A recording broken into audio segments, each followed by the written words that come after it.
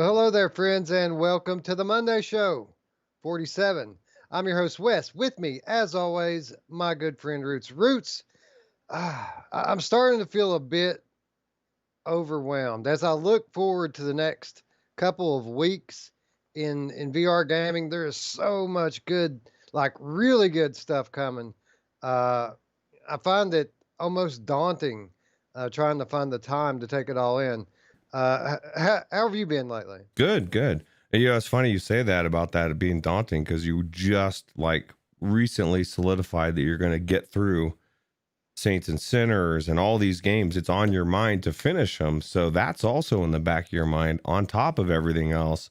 So yeah, it can be very daunting and it's real. When I first got into VR, I bought so many games and I had too many games. There isn't actually too many, especially in the beginning, because there was times I would sit and I couldn't decide what to play, and I would just sit there for like 30 minutes just trying to decide, and then I would end up saying screw it, I'll play, and I'd play in something flat. And you don't want to do that. That's gross. Well, actually, I like some So flat games, but it's a waste of time with me. I have so little time to put into this as it is. I just don't have time for flat gaming. I mean, we've got all this cool stuff that we've been playing, stuff we've been talking about. But tomorrow Vertigo Remastered is going to drop. mm, Next week for the Quest owners out there, the In Death Untethered or Unchained is going to drop, and we're going to talk more about that in a moment. But I mean, Wednesday, Dreams VR is going to drop. And did you see the news? The there was an article on Upload VR with one of the people from Media Molecule talking about the scope of Dreams VR, and man, it looks like it's going to be something else. yeah, thanks to Phil Yarn for linking that parole. I mean, it was, dude, when you see a PlayStation VR without parole, or I can't always forget the exact wording, but without that many views, because there was like 400 views, man. It was fresh, dude. Phil Yarn must have been sitting there waiting for it, or somehow he got it early, and I was like, holy crap, dude, it was a good video too, nice and precise in 2 minutes, two and a half. So Yeah, man. And for those of you who didn't catch the news, basically, uh, there's no restrictions when it comes to VR as it applies to dreams. Anything that you can do in dreams, anything that you can experience in dreams, you can do it all in VR. It's completely unrestricted. It's the full dreams experience in VR Roots. And to be honest, it's a big surprise for a lot of people, but it's what I initially expected. When they announced, we first learned about Dreams and they announced that it was going to launch with VR support, I expected the full game to be able to be played either flat or in VR. But then as the game drew nearer and then it launched without VR, uh, you start to amend your expectations a little bit. And I thought, well, maybe we won't get it all in VR. And then, when they announced that the VR support was coming soon, people pretty much just assumed that there was going to be a VR mode and you're going to be able to play VR experiences that were intended for VR. And, and now we've come for full circle back to what we initially thought it was going to be. And everyone has downplayed their expectations so much that this is actually big news. yeah, that's crazy. It's crazy you're able to play anything in there, right? I mean, the implications for PlayStation 5 is really where it's going to shine because, like, they were saying in the video, or he was saying in the video, that you could play any game, even if it'll might warn you, or you might not run the best, but it's still going to play. Which I guess on the Pro, you could probably play pretty much everything, but when you get the 5, it's just, there's not going to be anything you can't play. It's just really cool because people don't have to design it in VR for VR for you to play it, and I just think that's really cool. Yeah, it's a big deal. It's a big deal for what you just said. The PlayStation 5, obviously, a lot of these things are not going to run great on the PS4, but PS5 is so much more powerful than PS4 that it's going to be huge when we get to that point. But beyond that, when you go and look at the catalog of experiences that are available today in Dreams, it's just amazing. There's so many different types of games and artwork, and a lot of them very good. A lot of them could be monetized, quite honestly. So it's nice. This is why I paid for Dreams. This is why I paid for it when it was in beta, because I knew it had the potential to be like this infinite source of VR games, and I'm just so happy after, like most people, downgrading my expectations for it. I'm just so happy to see that we're going to get the experience that we had hoped for. It's been a wild ride though, right? Everything you just said, as far as like having to tamper expectations, you're hoping, and then you're like, well, no, and you get all this influence from everybody, and you convince yourself that it's going to be a dumbed down version, and then you hope a little bit more, and now we actually know. So that's really cool. And we've been hearing it from the dev for a long time in the Discord, right? He's been saying that this game is going to be really good, and I think it's really cool. Yeah, I think it's great. We're going to get all of that. All of the experiences that Media Molecule themselves have developed and inserted into their game. We're going to get all. I mean, dude, there is some amazing user created uh, artwork and experiences in Dreams. I mean, it really, really is amazing. That word gets thrown around a lot, but I mean, you can just go on YouTube and search some of these things, and there are channels that people just go in and just look at the stuff in Dreams, and it's incredible, and I can't wait to check it out. Yeah, Hussein X was wondering about if they're going to be able to charge for some of these experiences down the road, or if it's like a store Well, within a game, or the people at Media Molecule certainly had that kind of ambition. In interviews leading up to the launch of Dreams, they said just that.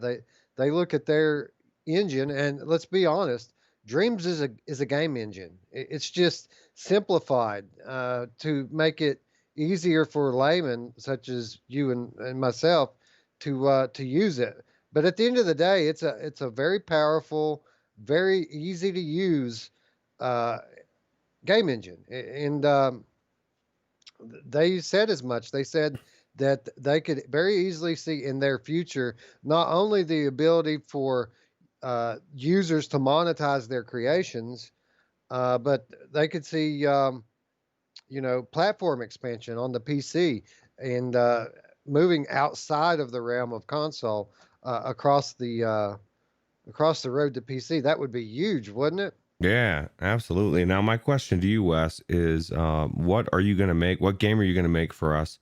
You're gonna. Oh I wait, might this. make like a Pac-Man demo Oh yeah, that that, lasts about 30 seconds. No, I'm not making jack, dude. I'm getting in there, and I guess I'm going to be relying a lot on word of mouth. The community. We rely on our community for a lot, but I'm going to be relying on you guys to point me in the direction of the truly great ones, the ones that work really well in VR. And obviously, there's a rating system as well built into the software, so we'll be able to use that. But no, nothing, man. I'm going to make exactly as much content as you, and that means zip. none at all. Yeah, but you can always rely on all the. There's so many good content creators that I guarantee, are going to be all over this, letting us know which ones are good as well. And I'm excited if I guess when I get the PlayStation 5, I'm already. Actually, we never brought that up, and maybe that was going to come up in the news. But I just saw something the other day that it was like an article, and of course, this is 2020. I didn't read it. I just read the title.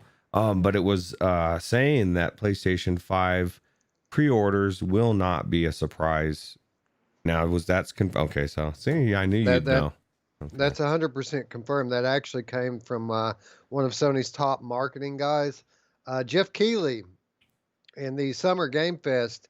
Did a live stream the other day um, about the Dual Sense controller. He had a hands-on demonstration Oh, that he did wow. live for all of us, and at the conclusion of that, he spoke to this top marketing guy from Sony, and he said, "Listen, guys, we're not going to just spring pre-orders on you. Okay, we'll let you know when it's coming." So if there are any rumors that suggest otherwise between now and then, you can just discard them because we got it from the horse's mouth.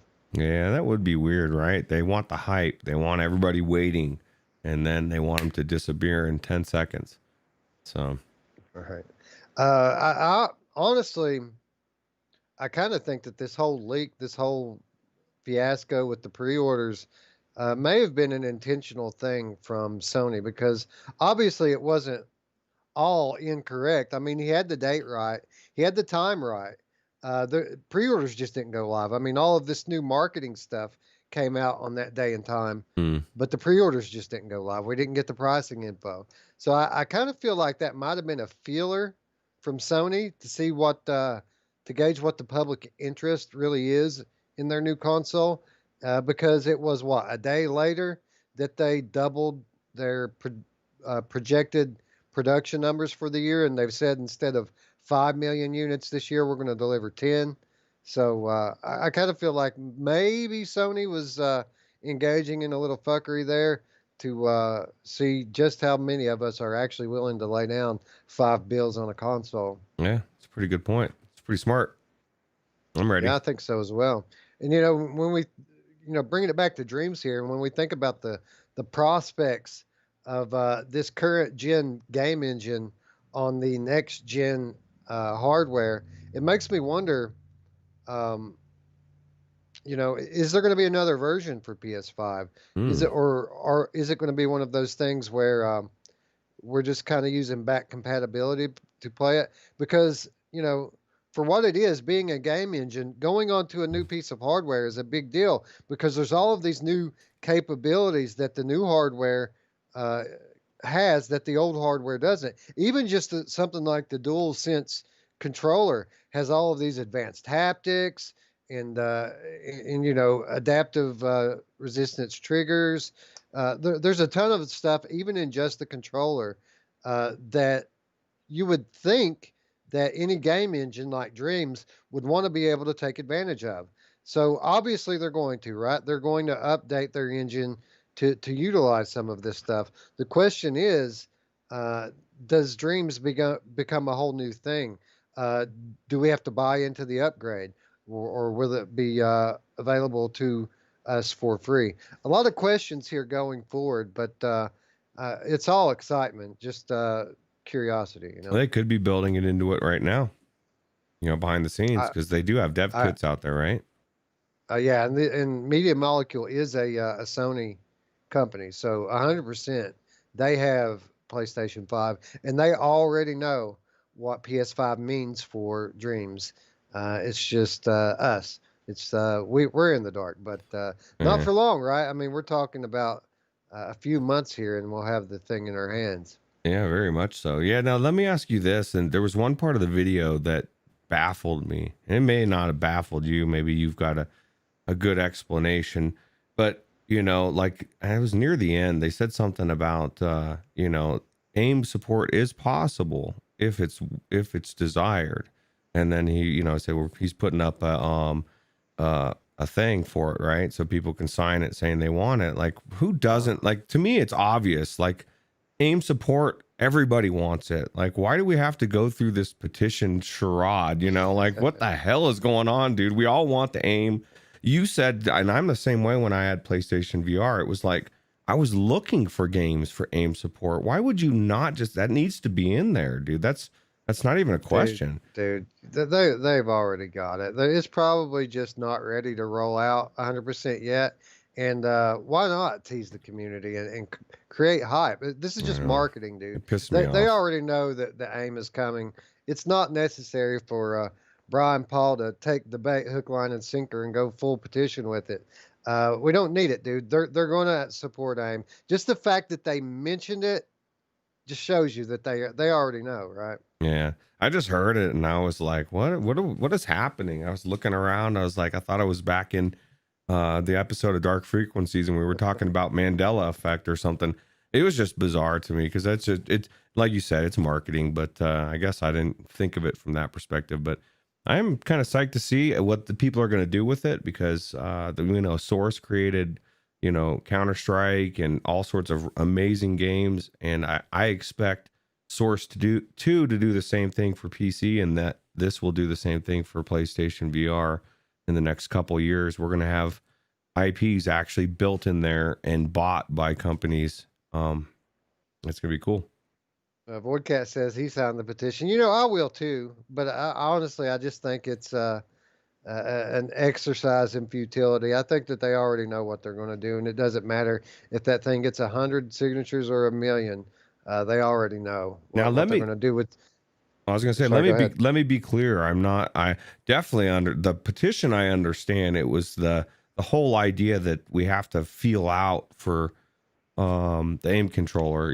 I always say I think it's good to let people know what you're thinking, but so.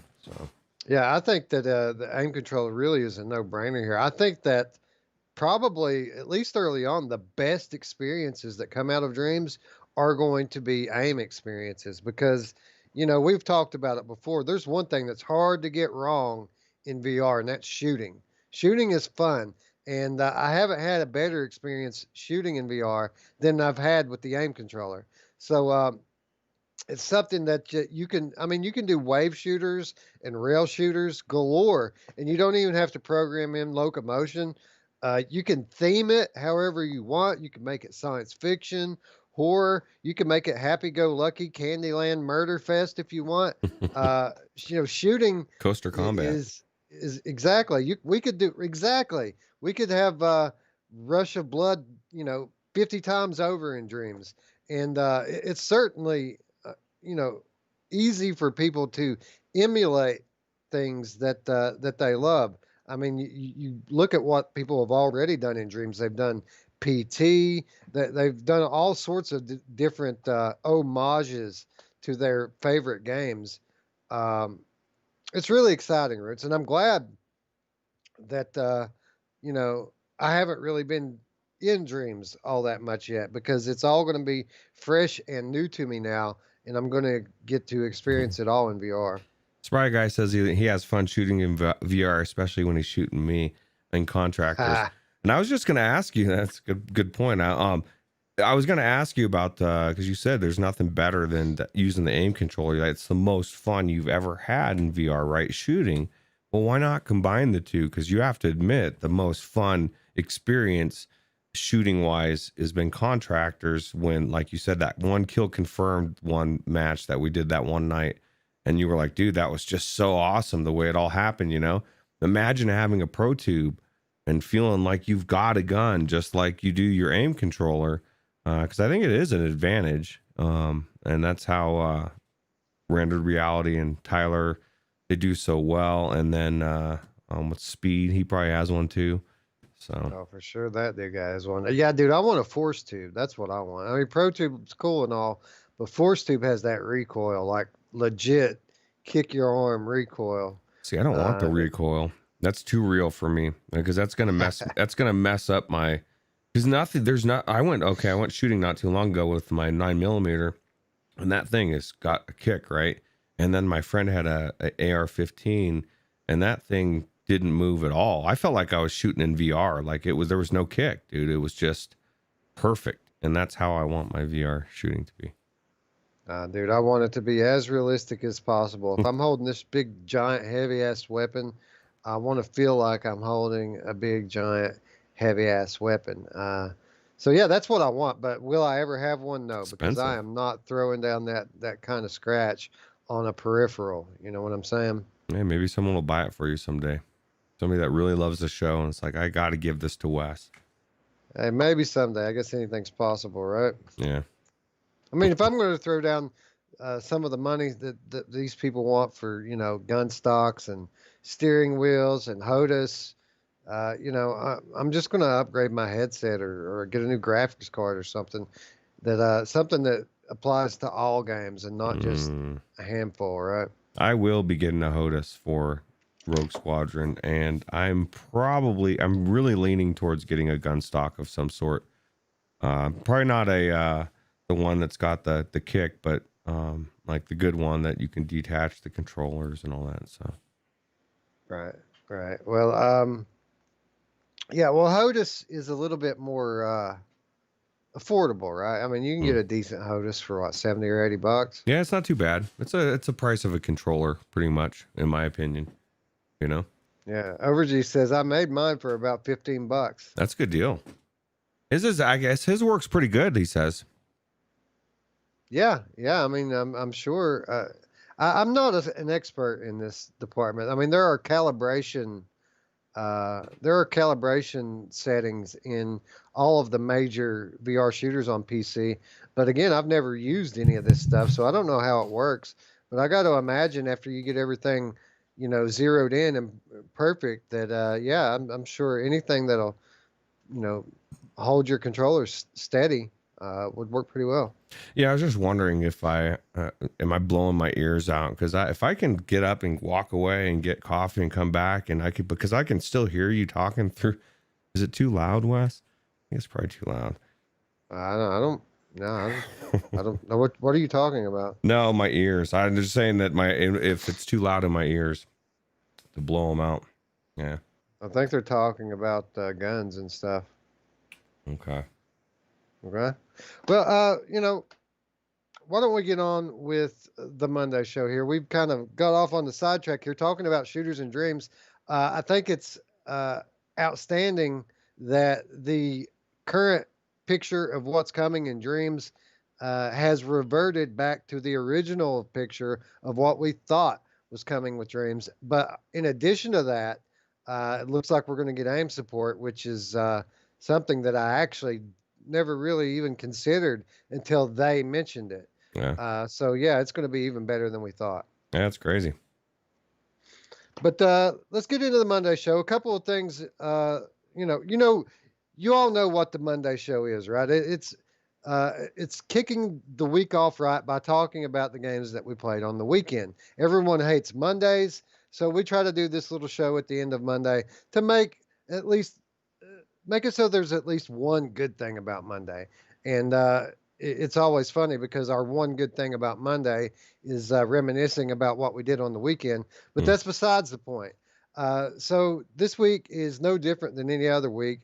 We're going to talk about what we played this weekend. And I wanted to start off by talking a little bit about In Death, because we know that in just a few days' time, In Death, a new version of In Death, I might add, In Death Unchained, is coming to Quest. And of course, the developers, Super Bright, not to be confused with So Far Studios, who produced the original In Death.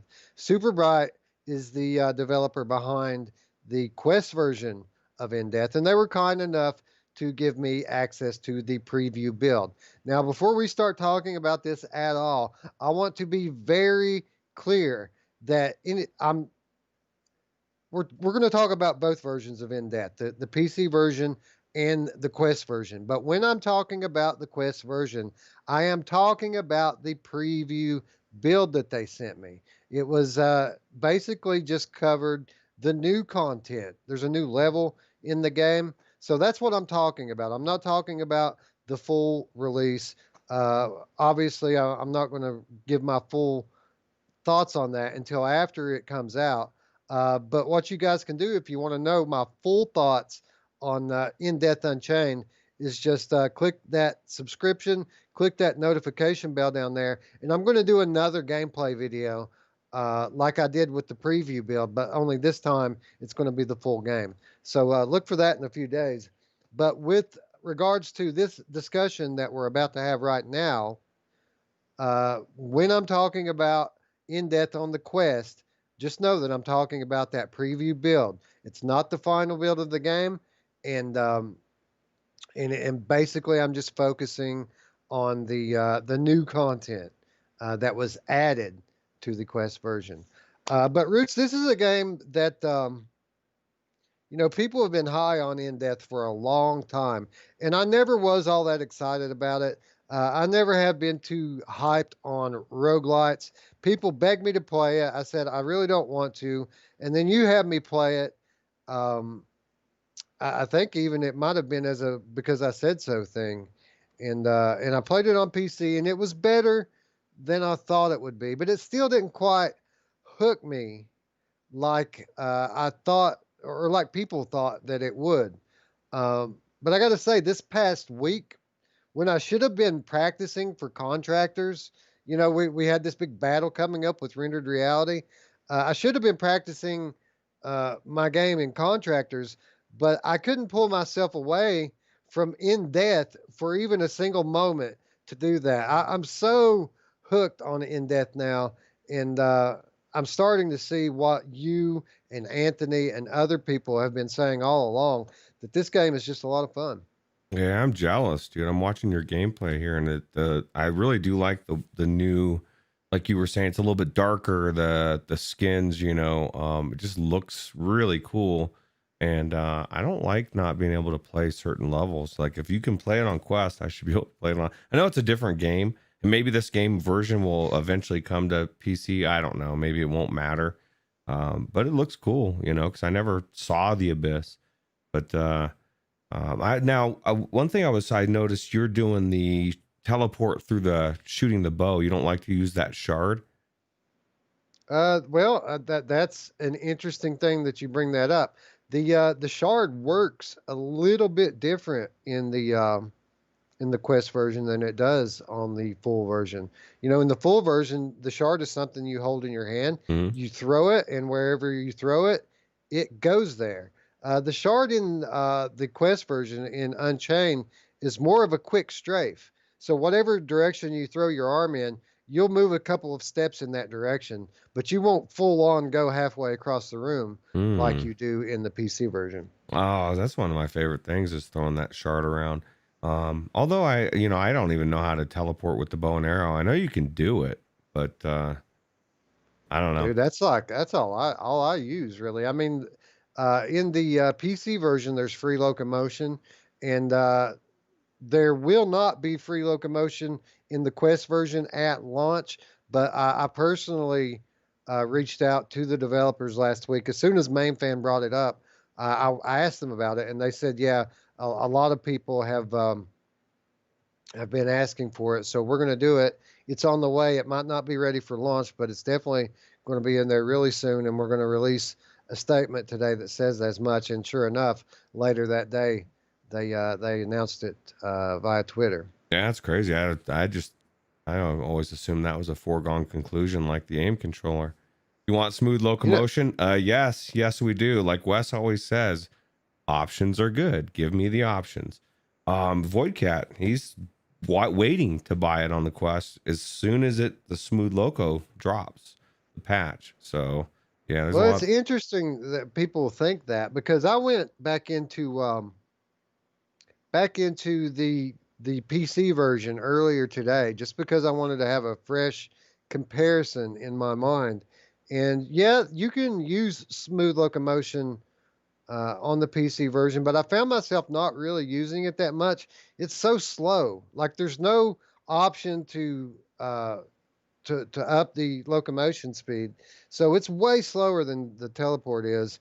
And when you got a group of enemies coming at you quickly, you need to be able to move fast, and that's probably why you like that shard so much. And it's the same reason I like to use the teleportation. I use the smooth loco a little bit, when I'm not in like a serious, battle situation. I'll use the free loco from time to time, but 90% of the time I'm using that teleport. It's like for the moments when you're like trying to creep around a corner and look, you don't want to teleport, especially if you're bow and arrowing. What are you teleporting 3 feet away? That's my favorite thing to do, dude. Is I'm so precise with the teleport bolt. When I want to peek around a corner, I'll literally just shoot the arrow right in the ground at the place where I want to just peek. So like I'll shoot at the bottom of a doorway, like the door frame, and it'll put me right where I need to be just to peek my head around. Oh, I love flinging my shard, dude. I fling that sucker. I'll be in the middle of combat, flinging it back behind me. Boom, boom, fling it back. Boom, boom. If I ever play this on Quest, they need to bring the shard in full force just for Roots, because I don't know if I would like the bow and arrow teleporting, but I mean, I guess you do what you have to do. But yeah, no, I do like moving smooth locomotion as well. I kind of do a good combination. So Yeah, there's a few minor differences in it. Again, this Quest version isn't a straight port. It was built from the ground up by Superbright for Oculus Quest, and there are quite a few of these little small differences. There's you'll use the grip button for your shield instead of the trigger. mm. Obviously, the shard it works differently. Um, But you the got the bow and arrow. cherubs. I'm You have sorry. Go ahead. cherubs. You have the cherubs though. It's trade Have the off. cherubs. Yeah, you got a cherub because you're in this game, in this version, you have cherubs flying Oh around. yeah, yeah. There's different enemies for sure. There's a different level. There's different enemies. There's lava that you can go in that'll hurt you. Oh wow. There's a bunch of different stuff from that. But as far as like the mechanics of the game, even the shooting the bow and arrow, I found to be different. Um, in the PC version, whenever I draw it, it was very wobbly and Hmm. shaky. Like I had to wait for it to stop shaking before I let the bolt go. Where in the Quest version, it seemed a lot more stable. It didn't shake as much, and maybe it was all in my head, but I feel like I'm a better shot on the Quest version than I am on the PC. Now that may have to do with the fact that the Quest version is built for the inside out tracking. And if I had say like my CV1 here or like a Vive or an Index, I might find that I'm just as accurate or even more so on the PC version. But playing with Quest Link and Quest Standalone, I feel like the combat in general is smoother and more balanced Hmm. on the Quest version. Yes, I don't know. Now you got me wondering, does my bow and arrow shake? And I just didn't realize it. Because you're trying to compare, you're looking for different things. So I'll have to go back in and check it out. Actually, I literally went in and I had the longest run I've ever had. I was making my way through West. I made it to the store. I bought an extra chalice. And then some when you get further on, so these things come out of nowhere. Like they bait you in. You go one direction and you start to shoot stuff, and you don't realize stuff's coming from the other way, or the wizards are teleport, or the bow and arrow dudes are teleporting behind you. I don't know. This game is phenomenal. I see exactly what Anthony sees in this game, and it's one of those ones, like you said, it's addictive. You get done and you're like, oh, I just wanted one more. Although I will throw in this caveat: this last game I did, I absolutely did not want one more because it was like 45 minutes. I was like, no, I'm done, dude. I can't go back in. So, No, I'm 100% like that every time I play it now, and I never saw it before. And I think my attitude towards roguelites are changing. I think VR has permanently changed my view on them because I never liked them before. I thought that the environments were always bland and robotic looking, generic. But in VR, I mean, I haven't played very many that I don't like. I mean, the persistence is great. Until You Fall is great. In Death is great. So many good roguelites in VR, and I'm starting to really warm up to them. But as far as the replayability of this thing goes, I'm hooked, man. I honestly, if I had my druthers, there probably wouldn't be a Monday show going on right now. I'd probably still be playing In Death. I only quit because I had to come on here and talk to you good people. has your kids played it? Have they tried it? They have not, Okay. actually. I told them it was on there, but they haven't played a whole lot of VR this week. They've been playing Roblox in VR. Did you know you Mm, can play Roblox in I VR? did not. I thought maybe they were having dreams of Five Nights at Freddy's. It's No, coming. the youngest one has been playing Iron Man on the PSVR, and he's loving that. But the older ones have been playing Roblox. That's anytime I give them time on my computer in here, that's what they want to do. They want to play Roblox VR. Who doesn't want to play Roblox VR? I'm ready to go do it right now. I've never heard. I mean, I've heard of Roblox. I didn't know you could do it. Never played the original Roblox. Well, Roblox is basically it's kind of like a really watered, dumbed down version of Dreams. It's a place where Mm, people can create okay. create these little mini games, and it does support VR. So people have made a few little VR games for it, and they work. They work pretty well. Nice. That sounds awesome.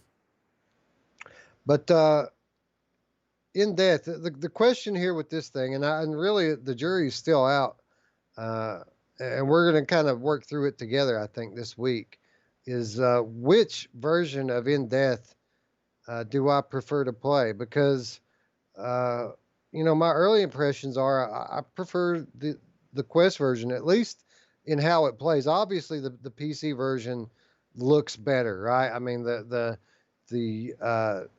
textures are more detailed and defined. The animations even are more complex. Like there isn't this big awesome death animation for the Quest version Mm, like there is on PC, where they start to fade out and they float away. That doesn't happen in Quest. It's a lot more basic. Um, but again, the combat seems to be a lot smoother. I feel like I play a lot better when I'm playing on Quest. And to be honest, when I went in before we started the Monday show and played the PC version, it's one of the few times that being tethered has ever bothered me. It hmm. really, really annoyed me when I was trying to play this game on PC and that wire kept smacking me in the ear. Imagine if you played it on PlayStation, and then you'd be even more Yeah. tethered. Although it Um, would probably be a lot because of the limited tracking volume. This is one of those games where I actually do move around quite a bit. I got to imagine that you'd be at a severe disadvantage playing on PlayStation. But then again, I'm sure that the developers at Soulfar Studios probably took that tracking limitation into account, and they probably don't have guys coming at you from behind mm. the way they do on the PC and Quest. Now imagine this, dude. Or actually, I guess not imagine, but how cool was it when you shoot like one of these archers or whoever, and it hits them right in the face, and they get thrown backwards. It looks so badass, and then like you said, they float and they disappear. That was one of the things that I was impressed with again today. I was like, holy crap! I don't remember this looking this cool. Now the shield, does the shield for me? Whenever I try to do the shield, it's like crooked, and I have to twist my hand this weird way to get it to block. When I saw you pull it up here, I didn't see you have to do that. Um, No, man, I've never had anything like that. It just comes up the way that it's supposed to, and I hmm, just hold it like this. okay, maybe I'm just holding my hand weird. I don't know. Perhaps. Yeah. But no, it did throw me off a little bit coming back into the PC version because, like I said, they use a different button for it. Hmm. So the first time one of those arrows came flying at me, I tried the grip button and nothing happened, and the arrow hit me in the face. But then I quickly realized you got to hit the trigger, and after I figured that out, it was no problem. Did you shard it? Throw the Did I shard? shard it? Yeah. Did you throw the shard? I can't do. I Of man, it course. feels so good to shard it, man. I just I just I love flinging myself around in this game. I think it's so cool. Well, you might be prefer the PC version over the Quest version then because it is limited in that Mm, aspect. It's a much shorter distance. You're much more able to move around with the shard on the PC version. yeah, I think I would Again, again, in in the compared to this preview build that I tried. right the preview. Yeah, no, I mean, I think I agree. I think if I when I do try this eventually, I just love the way that you move around, and it just feels good to me. So I can't imagine that not affecting how I feel about it. Although the levels and the cool atmosphere, I think would be a good trade off. So Derillo says I'm wireless on PC with 8 hours plus a battery, so the choice is easy for me. You know, I tried for a moment to play the PC version wirelessly through mm, Virtual Desktop, and it was just terrible. The performance, it was unplayable. There was a ton of latency. The worst experience that I've had on Virtual Desktop since I upgraded to a dedicated router for Virtual Desktop. This is by far the worst experience I've had. Now that Oh, said, I didn't spend any time trying to tweak settings. I basically just went into Steam VR and switched on automatic resolution instead of super sampling, and I moved closer to my router, right next to it, and it didn't really have much effect. So I just quit and came in here and plugged the thing in. yeah, that's what I would have done too. Like I'm gonna try it. I'm especially if you have other options. I mean, if that was the only way you could play it, you're gonna tweak the hell out of it. But there was all you had to do was plug it in, and now it's perfect. So that's exact. Onikazi says latency. Yeah, like I hit the button to turn, and half a second before it turns, like there was latency. Yeah, just kind of chalk it up as like a modifier, like an Audica. You know, they'll speed the thing up, or they'll do different stuff. You got to move. You know, you just got to be a half a second off, and then adjust, and that would be really hard to play that way. Yeah, it was bad. And, obviously, every other experience I've had since I bought that router has been great. So I'm sure I could have played with it a little bit and got it working better. But again, I was trying to get in some last gameplay before the Monday show, and I didn't really have time to do that. Now let me, So I just want it to work, Roots. yeah, I don't blame you. That's all I wanted to. Technology should just work, damn it, like the audio and big screen. Delirium Drew says always launch your virtual desktop games from the games tab in the VD app, which I'm assuming you do already. Yeah, that's what I Okay. did. And the thing that sucks about playing a game like In Death through Virtual Desktop, uh, using that Games tab, is if I'm wired, I can use the Oculus SDK to play games from Steam that have it available. Like In Death, you don't have to run Steam VR to play it. Mhm. It'll run through Oculus, even though it's a Steam game. But if you're using Virtual Desktop, it automatically launches it into Steam VR, That's and weird. obviously it doesn't work quite as well if you're running Steam VR. Yeah, I noticed that today because I literally I turned on my Oculus tool tray, then I opened up Oculus and I was getting ready to go into in-depth and I thought, "Oh, it's Steam." So I closed the tool tray, got into the game, and then went to open Steam VR and realized, "Oh, it's not opening. I guess it's Oculus SDK." And then I said, "Nah, fuck it. I'm just going to play it." I just was I didn't end up super sampling. It was a bummer. So, Yeah, I'd much rather work through the Oculus SDK. The tray tool super sampling works much better. It seems to be less demanding on my system resources, hmm. and obviously the home setup, like the play space setup, is a lot more accurate as well. Okay. Well, Delirium Drew said it should bypass Steam VR, which obviously it didn't, but it should, according to him. Okay. That's weird. 100% did not. It had the Oculus games listed. It had the Steam games listed. I clicked on it and it automatically popped Steam VR open. Crazy. Indeed. Now, the one good thing about it is when Virtual Desktop launches Steam VR, it always perfectly calibrates my play space. Whereas when I'm using Oculus Link, I always have to recalibrate for some reason. That is weird. I say I don't know. I don't understand what's going on with. It's another gripe with Oculus I have sometimes. Like it'll just say, "Oh, and this why I don't even draw the damn square anymore."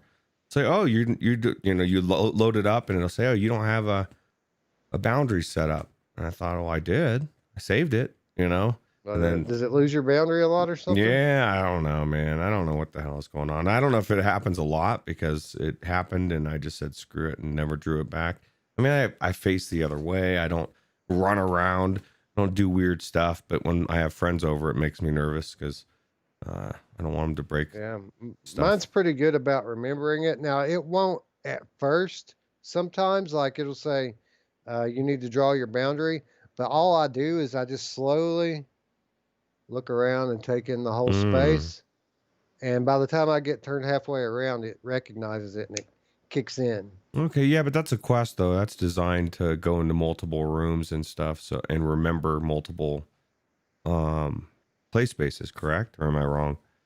So I don't know too much Yeah, about. and it does. It does. I actually tested that out earlier today at When I was playing In Death on the virtual desktop, remember I told you I moved closer to my router. Hmm? I actually, with the game loaded, walked from in here into the living room, and I could see my play space walls pop up as soon as I left this one. I saw the other one pop up, Oh, and I that's walked cool. right into it and was in the game. I didn't even have to recenter. We're there, Wes. We made it in technology wise. You know, we did It it. is pretty neat, man. It's Yeah, pretty cool. yeah, it's cool. Delirium Drew says, it's such a pain to reset my room when using link cable. They made it a lot easier, Drew, in the Steam VR. Now you can just pop up the menu with the left menu button, and there's a little icon with like a little refresh button. And all you have to do is click that little icon, and it'll count down 3, 2, 1, and then it recenters around you. So you don't have to go through the whole Steam VR home setup process anymore like you did before. Look at that gargoyle statue. That's badass, huh? That looks cool. Yeah, man. This game it looks awesome. It looks awesome, a lot better than you would think in Oculus Quest. And I say this a lot because developers are getting better and better at developing for Oculus Quest. But this game looks exceptional in Oculus Quest. I mean, obviously, it can't hold a candle to PC, and that's not what I'm saying. But as compared to other Quest games, this is a very good looking game. Nice. Well, Delirium Drew's gonna put it to the test, man. He's gonna try In Death and see if it's your thing or if it's just in general. Let us know in the comments or when you find out, Drew. Trilla says textures on it look like ass though. Dude, it's not a PC, bro. It's not a PC. The textures look fine unless you put your nose up to it. But when I go into In Death, I'm going in there to fight things, not to put my nose up to it and pick it apart. Yeah, that's true. That's why we need Drullo here, though. We need those comments, man. I've been Yeah, missing me some right. Drullo. Mm. Yeah, I guess that's true. We got to get that PC PC perspective. The funny thing is in about 10 years, all the PC headsets in the world are going to be Oculus Quest branded. So we'll see how long before Jarillo breaks down and joins the team. Yeah, next year. That's my prediction. We'll talk about that actually a little bit more in a moment. I guess we need to move on and talk about what else we've been playing. More to come on In Death. As I mentioned before, I'm going to do a gameplay video. If not tonight, I'll do it tomorrow. And then whenever the game releases, which I think is on Thursday, it releases on the 23rd. I'll post my full thoughts during that gameplay video. So keep an eye out for that. Be sure to subscribe and click the bell if you haven't already. Shut your mouth, Wes. Damn it, Drullo says. Hey. You know what you need to do, Wes? When this comes out, you need to stream some In Death. I think people would like to see you do some In Death, man. Yeah, it's a tricky proposition if we're talking about doing the Quest version. Is it hard to stream? Well, I mean, there's multiple steps. We'll just say that you gotta use unless you're talking about streaming to Facebook, of course, because you can do that quite easily. Oh, But if I you want to wonder do it why. on YouTube or Twitch, you got to do it, or at least I have to do it through my capture card. Mm. And again, it's you have to stream to like a Chromecast into like this converter thing into the capture card, and then stream that. So maybe I'll stream In Death one day, but it most likely will be the PC version if I do that. Okay. Cool. But the other thing that we've been talking about, and we talked about it somewhat on the Virtual Stranger show yesterday, was the Walking Dead Saints and Sinners Meatgrinder update. Now we've been talking about this game a lot lately because I've been playing through the story mode a lot more lately. And it was funny, the timing of it all. You know, we talked about it on last week's Monday show, and then Tuesday, the Meatgrinder update drops. And obviously, I've been so busy playing In Death all week long that I really didn't have much of a chance to check out Meatgrinder. But Roots and I both made a point to check it out after the show yesterday so that we could talk about it a little bit here today. And right off the top, I'll just say it's an intense experience. Roots, what did you think about the Meatgrinder update? Yeah, it's completely different than the game. My experience with the zombies in this trial is different than any gameplay I've had in the story. And maybe I just haven't progressed to the I haven't waited for like West for the bells to go crazy. But those okay, I had two different moments, okay, Wes. First time I went in, because I have breaks in my day, so I came home, I went in for a while. I went into the standard and I must have clicked something. It made me go through the tutorial again, so I got to stab the moving zombie things or whatever. But yeah, you too. I was like, what the hell? Yeah. So I did this a couple different waves, a couple different times, and I was like, this is pretty cool. You know, I got to think wave 3, was really impressed with the way you progress. You know, you kind of and you have your decisions, Wes. You got to decide, especially once you start to earn this currency, how I want to spend it. Because a couple times I found out that wasn't a good idea. One time I picked a rifle, and I think that was the only thing I had. It's not a good idea, Wes. I died pretty quick. But the second time I went in, I decided, you know what, I'm going to click advanced, and oh my god, like that, it's I can't even tell you the difference in how fast these things are moving at you and how quickly things progress. And I don't think I even made it to wave 3, and you're still limited in your points. And so instead of killing 14, 15, I killed like 5, and I'm running away from these zombies. It gave me the feeling that I wanted from that we've talked about in the past about like hordes coming after you. You're running, you're limited in what you have. And the coolest thing is you can still be picking stuff up off the ground as well. There's bullets sometimes, there's food, there's a reason to wander around, but I will warn you, don't wander too fat or too far, because you still got to get back to that crafting table. You're at least in advanced, your breathing is still limited, so when you're trying to run back you can't, and it'll start itself. You don't have unlimited time either, so if you're taking your time like Roots and you're just trying to decide what to pick, all of a sudden the wave starts and you're, oh shit, you know, you're trying to get something real quick. I don't know, man, it was different. It was really cool. The only thing that I think would be cooler than what I played today is if I was in there, I was crafting, and I looked over and Wes was crafting his shit too, and we were about to go into the wave together. Then I could see this getting really crazy, because it was just fun. Yeah, I will concur with you 100% there. This particular game mode that's called the trial would be infinitely funner with a friend. I mean, this is the type of thing that you could really have a lot of fun with someone. And hey, dude, did you check that out? You know, that kind of fun.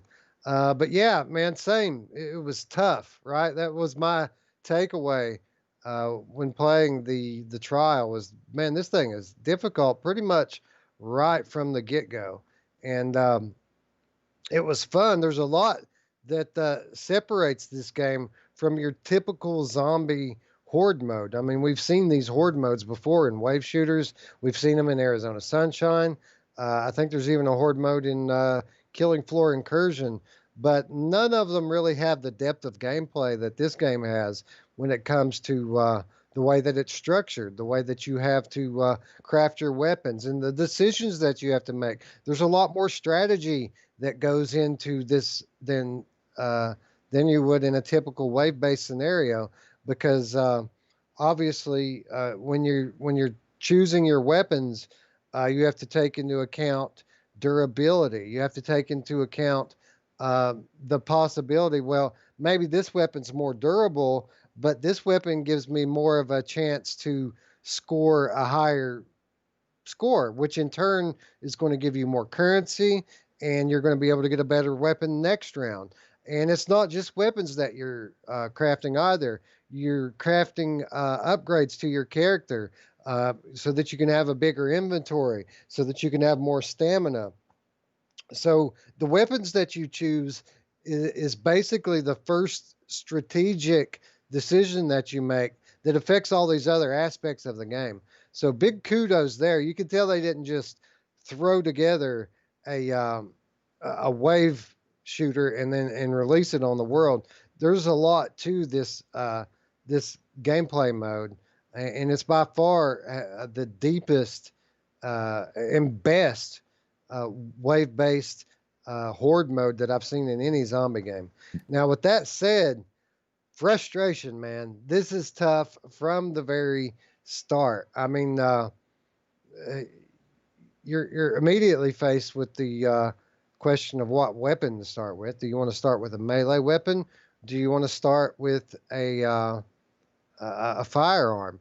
Obviously, the obvious choice is bow and arrow because it's easier to score Bitcoin. Strategically, the bow and arrow is the way to go. Hmm. But the problem is if you craft a bow like I did to start off with, you're going to find out that you're broke. You have no more money, and a bow is no good roots if you don't have any arrows. Yeah, that's not good. You know, because they give you they're very generous. Okay, they give you a screwdriver right off the bat, so you get this Yeah, jank ass screwdriver, and it's good. But man, after like 8 or 10 things, it broke, and then I was screwed because eight or ten, four. well, I got four out of it. was it 4? Okay, well maybe it was Yeah. a little bit less than I remember. I picked the gun, because you can pick, if you got your screwdriver, you can pick the gun and you can get 2 ammos for it.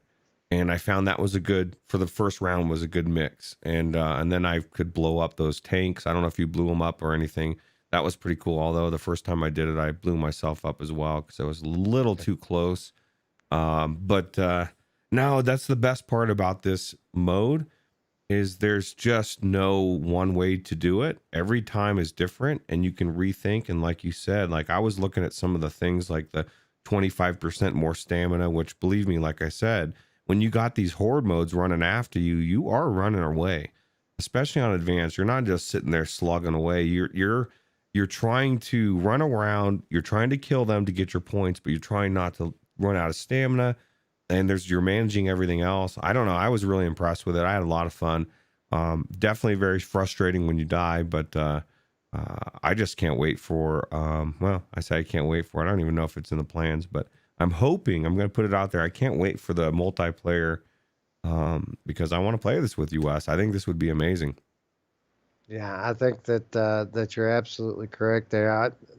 We've been calling for co-op to the story mode forever in this game since we first played it, and now that it has a new mode, then we're basically doing exactly the same thing Yeah. because even more so even than with the story, I think that this really needs a co-op aspect to it. Let me ask you this: did you find yourself starting the waves, or did you find yourself having them started for you because you were still selecting?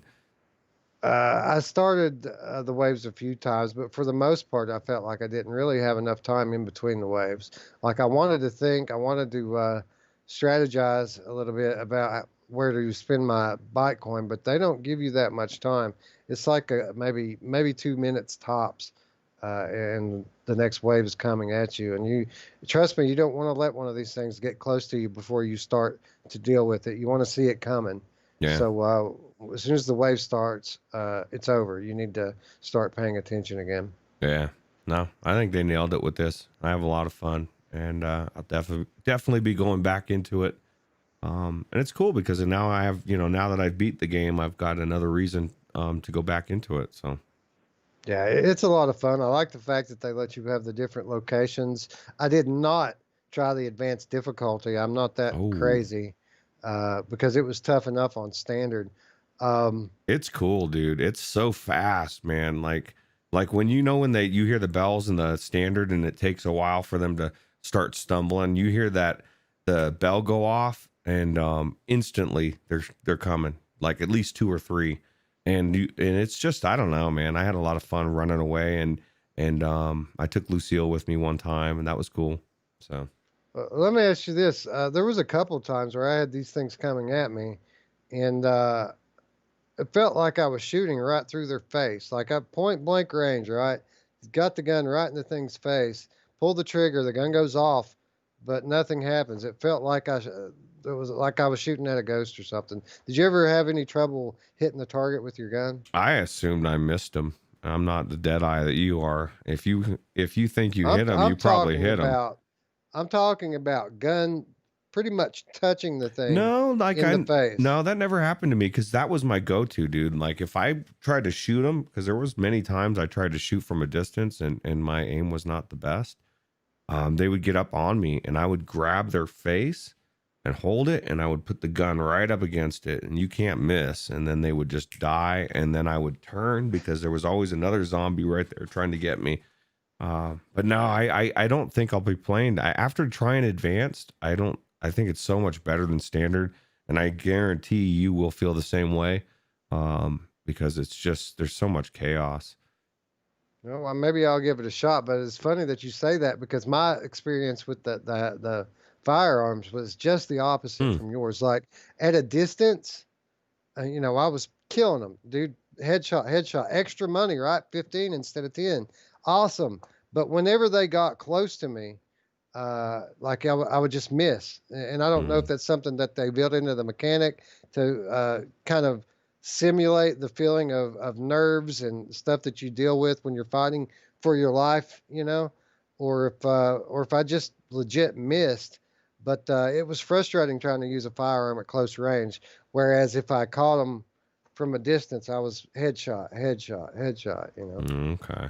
Yeah, no, I didn't. I mean, I didn't have that experience, but I'm not the best. I mean, I shot him from a distance and killed him as well, but I also relied a lot. Now, like I said, the stupidest thing I did was buying that rifle, which was so cool. The first one I killed, it's like, man, this is so cool because I had the scope and everything.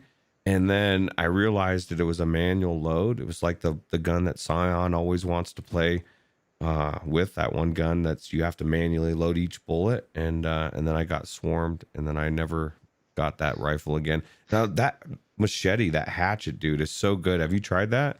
It like Yeah, man. Yeah. that's Yeah, badass.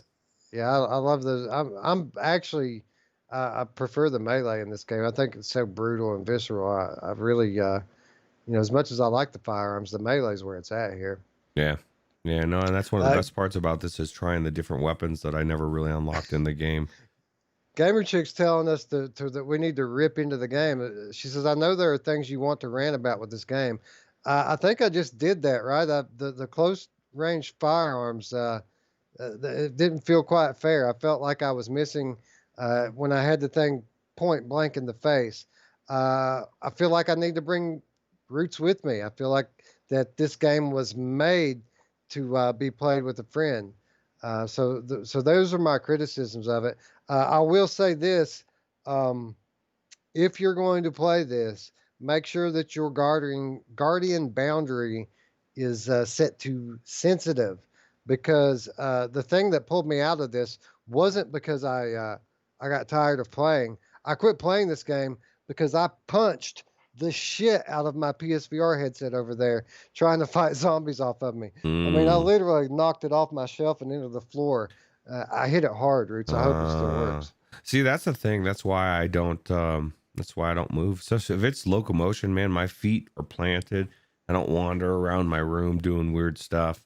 Because I don't want to punch anything, Wes. I don't want to break my PlayStation. Well, I don't have PlayStation VR, but I don't want to break my TV. So, Well, that was the thing. I didn't think that I had moved, but when you get three of these things after you, and you've dropped your gun on the ground, and you want to reach for Lucille, but again, there's three of them on you, and every one you throw off takes some stamina away, right? So mm, by the time you throw two of them off, and you get to the third one, you don't have any stamina left to fight anything. But I felt something, and I was like, gosh, please don't be the TV. Please don't be the TV. And it was my dresser. Only my dresser didn't have my PSVR on it anymore. And I looked down and it was in the floor, and I was like, oh no. oh god, Oh no.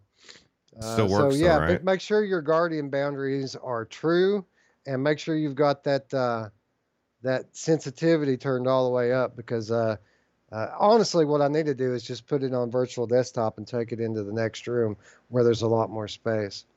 Yeah, yeah. Well, Drillo says he doesn't like when things respawn behind behind you.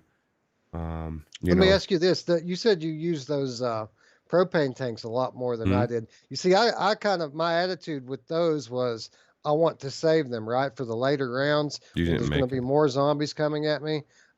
If you use those early on in the game, do they respawn in the later rounds, or are they just gone forever? That's a good question. I didn't pay attention enough to see. I would imagine they respawn, or but I guess that's a good question for Gamer Chick 13. One thing, Gamer Chick, that I would like, and this isn't a knock on the game, but more environments. Like I loved all three of them. I played each one, but you know, I don't know if that's something, but I'd like 10 different environments, just variety, right? Be cool. Even if it I, was I like environments that aren't in the game that you maybe there's some levels or some things that you didn't use, or I don't know. You guys probably already thought about that, but Yeah, I'm sure that stuff's coming. They're all using environments from the game, slightly modified, of course, for the trial game mode. But I didn't really get to explore as much of it as I would like because, like you said, stamina is quite limited, and I got to imagine it as I practice more and I get to build my character up more to have more stamina. I'm going to get to use more of the map, but for the most part, I just stayed at home because I didn't want to get, again, there's not that much time in between rounds. mm, Uh, that there's another criticism for you, Gamer Chick. I feel like there should be more time in between rounds to craft and decide what you want to do. Even if I mean, I kind of felt like maybe that we should have to start each wave instead of that's having it cool. come at us. But uh, if not, I mean, if the rounds are going to start themselves, I feel like there needs to be a little bit more time since the game mode is so strategy driven. You need to have time to strategize, right? Yeah, I'm a big fan of this shotgun after watching this video. This person, dude, the way they keep shoving them back, that's so cool, and then blowing their face off. Yeah, let me tell you this, Wes. Uh, when you do advanced, you won't be hanging out at home. Because I guarantee you have to move, you have to run. Those fuckers are all over you, and it gets hectic. But I'm a big believer of this shotgun, man. I never tried it, but I think I tried it once in the game. But I'm getting it, dude. That he had like three or I four of love the them, shotgun. and he like blew them all up in pieces. That was cool. I love the shotgun. The shotgun's how I deal with the tower. When those assholes find me out, I got something for them, and it's called that shotgun right there. Yeah, dude, that's awesome. Yeah, no, I Yeah, mean, I would I say love the ninety shotgun. percent, 99% of this mode, I loved it, and I can't wait to see where, how far I can get. And like I said, if we can do multiplayer, that'd be really badass. You know, how cool would it be? Like, you're like, oh, Roots, I'm out of, bullets or whatever or gun, and I can toss the gun to you, grab it, turn around, and boom, it'd be cool. Gamer Chick says perhaps we have the start button as an option. There's a couple of different ways you could go about it. One having like the standard version, you start the waves, and the advanced version they start themselves.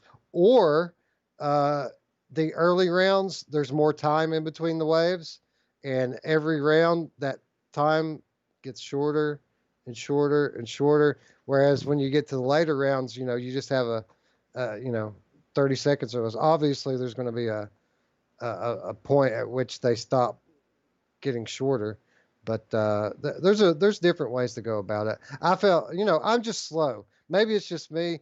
I play games a lot slower than other people, but I felt like I had zero time to think in between those.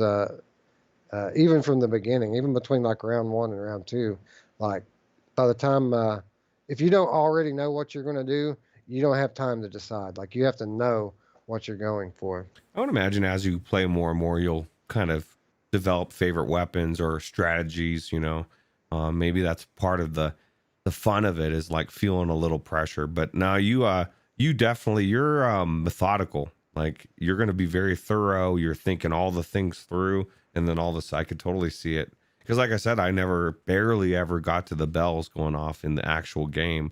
But I didn't try to do it all in one shot like you were trying to do it. I just went and did one thing at a time.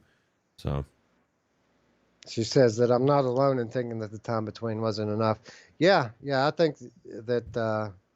you could have that be something that gets shorter as the rounds go on. Obviously, as someone gets more experienced, they already are going to know what they want to do Mm. in between rounds. But in the early rounds, you know, you still have options available. You know, do you want to buy a weapon or progress your character? There's hardly time to do both, right? Like, like say I want to do something to give myself more stamina, but I don't know if I have enough coin to do that after I get all the weapons I need. Well, you don't have time to figure that out. Time to fight, bitch. Let's go. Well, I'll tell You you know? what, if you're running, if you're doing advanced and you're running around, I guarantee you're going to be even more frustrated because, like I said, by the time I got back to the table, because I'm out of stamina and I'm like, oh, okay, I start running. I'm like, oh shit, I'm still losing stamina. Um, and so I had to stop and start walking. And then I'm like, I don't even know where are the tables, you know? And by the time I found them, it was Yeah. like the bell was going off and I was like, oh shit. I'd grab and but that's kind of fun though. That's part. I mean, maybe there's an option to turn it off or on, but that's feeling that pressure, you know, is part of the whole zombie you know, the feeling, right? So, um, I'm sorry. I'm just laughing at this video. This dude just sent one flying. dude, this video is very crazy, and it makes me want to go back into it right now. Yeah. Yeah. Well, I feel you there, dude. This, you know, just a moment ago, I think it was Drew or it was Jarillo. Jarillo said that he was just being nitpicky that this is easily a top 5 VR game. And I've got to concur with him there. This is definitely uh, one of the best VR games available right now. And one of only a handful that I would consider a Gen 2 VR game, right? I mean, we only have a few that display, you know, the next gen graphics, the next gen, depth, and you know the physics. You know, how many games have this type of physics in it? Not many. So yeah, it's easily one of the best in VR, and one of only maybe five or so Gen 2 VR titles that we have. Yeah, this is hands down the most anticipated game. Like because I talk to customers at work all the time about VR, I just bring it up out of nowhere. And when I mention Walking Dead, I swear to God, people's eyes light up. What? There's a Walking Dead game? You know, it's not. A lot of people would think it's Half-Life Alex.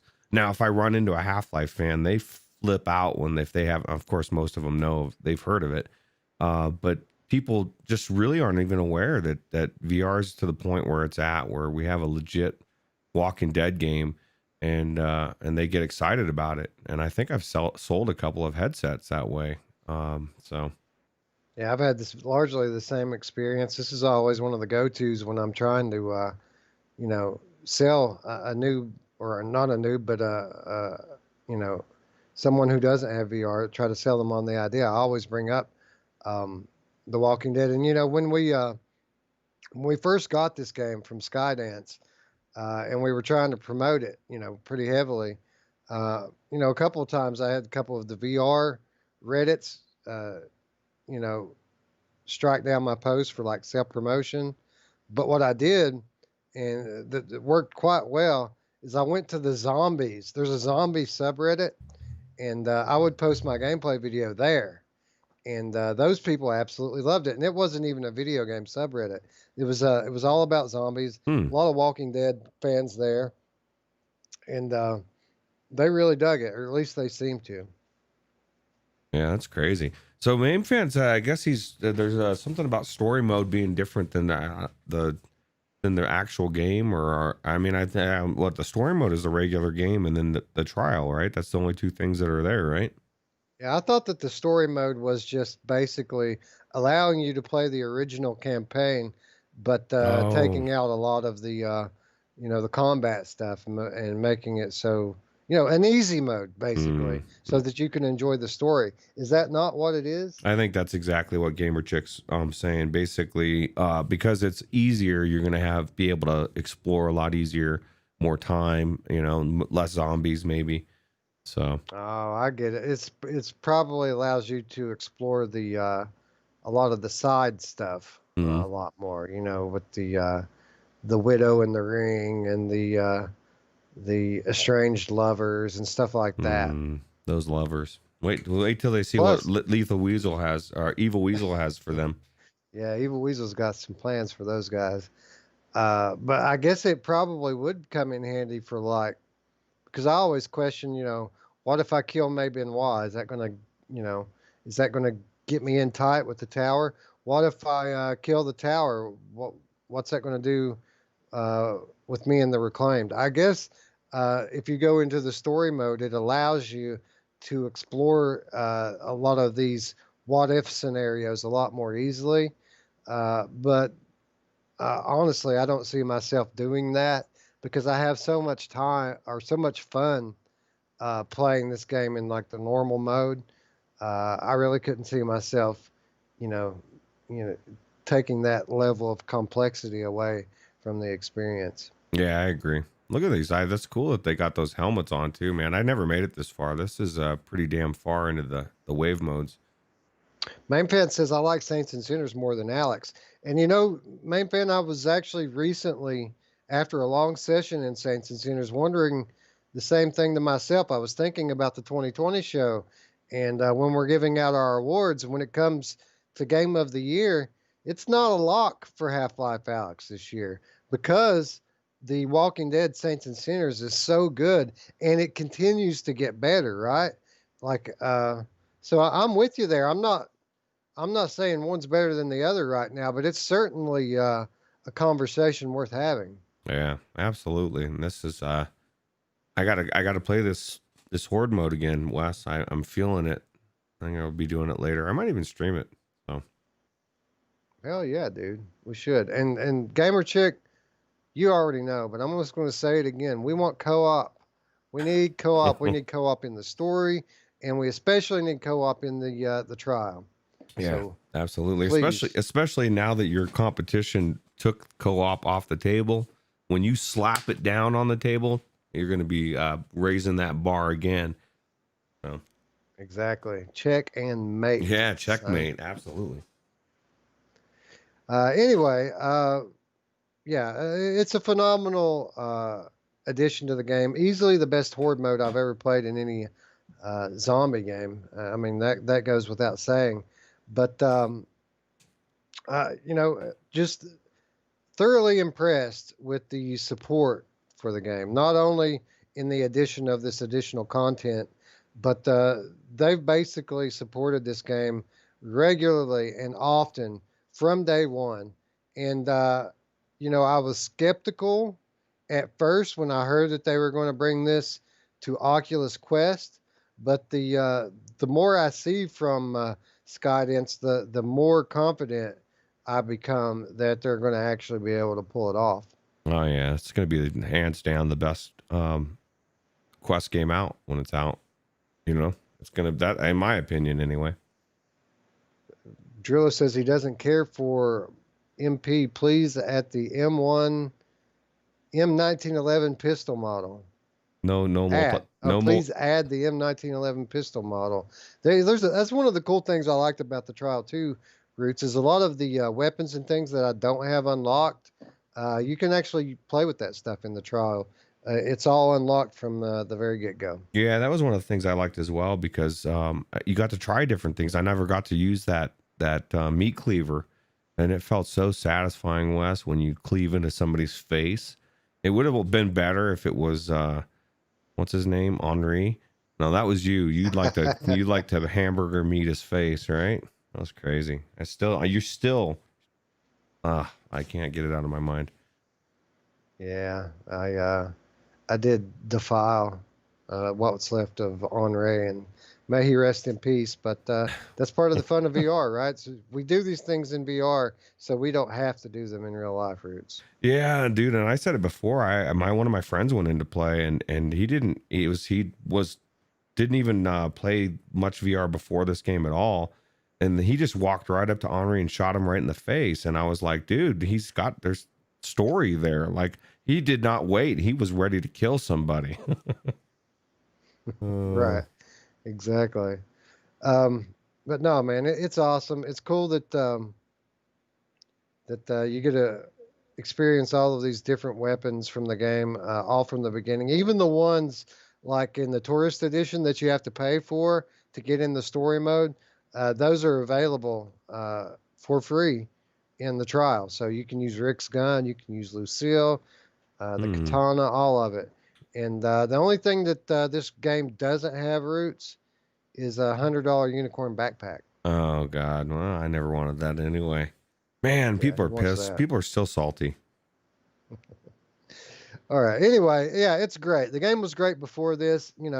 Adding extra content to it only makes it better, makes it more worth the price tag. Uh, there are very few games that will go out and say, okay, it's a no brainer at the retail price. But I kind of feel like this game's a steal at $40. Yeah, it's definitely a full fledged AAA game. Easily worth 60. Good deal at 40. And then there's also special or deals as well, right? I think it was on sale not too long ago. Yeah, I think it was like $32 or something like Yeah, that. 32.99. Yeah. Yeah. So yeah, go get it if you haven't already. Available on PC VR platforms as well as PlayStation VR. And let me tell you, the PlayStation VR port is absolutely superb. They did a great job. Yeah, it's crazy, right? Anyway, speaking of PSVR roots, we were kind of having a trouble coming up with a topic. What kind of topic do we want to talk about on Monday show 47? So we took a page out of the old VR 365 playbook and decided, well, when in doubt, why not resort to some good old fashioned hardware speculation? So that's what we're going to do today. We're going to talk a little bit about what we expect to see and hope to see over the next 12 months when it comes to VR hardware. Because just this past week, it was reported, and actually the same publication reported not only that the PlayStation 5 production projections have been doubled from 5 to 10 million, but it also reported that the much talked about mythical Oculus Hmm? headset that we were talking about earlier this year, that thing is actually going into production this month as well. So a lot of speculation about when we're going to get these headsets. Not only the Oculus headset that's in production, but the next iteration of PlayStation VR. Uh, what's coming? When is it coming? What features are going to be there? Um, let's start with the Oculus headset roots because we know that that's coming, and unlike the next PSVR, I think that there's a fair chance that we see this headset this year. That was the original plan, according to Bloomberg. Oculus wanted to launch this headset in holiday 2020. Uh, so it's in production now, Roots. Do you think that we're going to see Oculus ship this headset this year? I don't know. I'm kind of torn. I know people were saying that, and it's funny because before the last show when I had asked you, how long we thought it was off, and people were talking about like, dude, if you bought the Rift S today, you wasted your money, man. This thing's coming out. It's imminent. And then you were like, no, dude, it's like 6-9 months away. And of course I always look at time wise, in that time frame, even if it was only 6 months, every time I put on my headset, the Rift S is going to be an upgrade from the CV1. And is it worth that amount of money for the experience? Because it's all about the experience, right? And I believe if there's enough time, then it's absolutely worth it. And it's not that hard to sell. Well, I guess depending on how old the headsets are, um, to sell them and make some money back if you want. But I don't know, man. I don't know. Do you think it's imminent? Because I part of me feels like we're definitely not seeing this in 2020. And then the other half says, we could see it in a few months, and then maybe I should have waited. If you would have asked me a month ago, if the same news came a month ago and they said that these things were in full production, um, will we see them this year? I would have said, yeah, because at that point, Oculus wasn't able to keep up with demand, right? There were no Quest on the shelf. There were no Rift S on the shelf. They couldn't. They were losing sales due to lack of availability. So it would make sense for them to release it this year. Now, what a difference a month makes, because now the shelves are full. You can get an Oculus Quest easily right now. And not only that, but if they do release this thing this year, it's going to be competing with PlayStation 5. It's going to be competing with Xbox Series X. It's going to have all of these new consoles to battle for those holiday dollars with. Whereas if they wait and they put it off till spring, till the Facebook conference in April, not only will that mean that they're not competing for those holiday dollars with the bigger video game manufacturers, but they have all that time to promote it, to build hype, and then they release it on the second anniversary of the release of the Oculus Quest. And again, it makes a lot more sense. It does. And actually, and just you hearing you say that, all of what you just said, pretty much pushes me in the direction that it's not going to happen this year, because we couldn't get a Quest or a Rift S for how many months? I mean, it just recently, like you said, like I got my Rift S, my buddy got his Rift S from the same Walmart, and there were still extras left as far as the stock said online, and that was it was there for a week. And so they're definitely putting this stock out. So they had the drive. Everybody wanted it. Now they're finally getting it. It would make more sense to let everybody get what they've been trying to get, sell all these headsets that they've probably been producing, and then wait until spring, and then start over fresh, and then you get all those sales again. So I don't know. To me, it makes more sense that way. Yeah, it's interesting. There's a lot of different angles to take with it, because, even though Facebook is doing a great job of disguising themselves as a video game company, we all know why they're here, why they're investing all this money. It's not to be a video game kingpin. The video games are the carrot on the end of the stick. They want to build a social network. And when you talk about what are Facebook planning, we have to take into consideration the Facebook Horizon, this new big social platform that they're coming out with. Now, if they're planning on launching that in spring of next year, then it makes sense to release these new headsets a little earlier, doesn't it? To build up that user base before your big launch of your new software in the spring. Well, it just depends. I mean, that's assuming no one's buying the old hardware. Like we said, people were, for how many months were people flipping Quests on eBay or Amazon easily? So, I mean, it got to the point where Amazon was like, hey, $5.99 or whatever is the average price. This is what you're going to pay for it if you want to get one. Now it's readily available out there. So I don't know. I think we're looking at maybe spring. It makes more sense from a marketing standpoint, and then the whole OC being able to do it there and having it coincide with the anniversary. I don't know. I think it's like everything's lining up for that to happen. Yeah, if I had to bet, I would bet on that being the case. I think that they're probably going to stockpile these things in the anticipation that it's going to be just as successful as the Quest.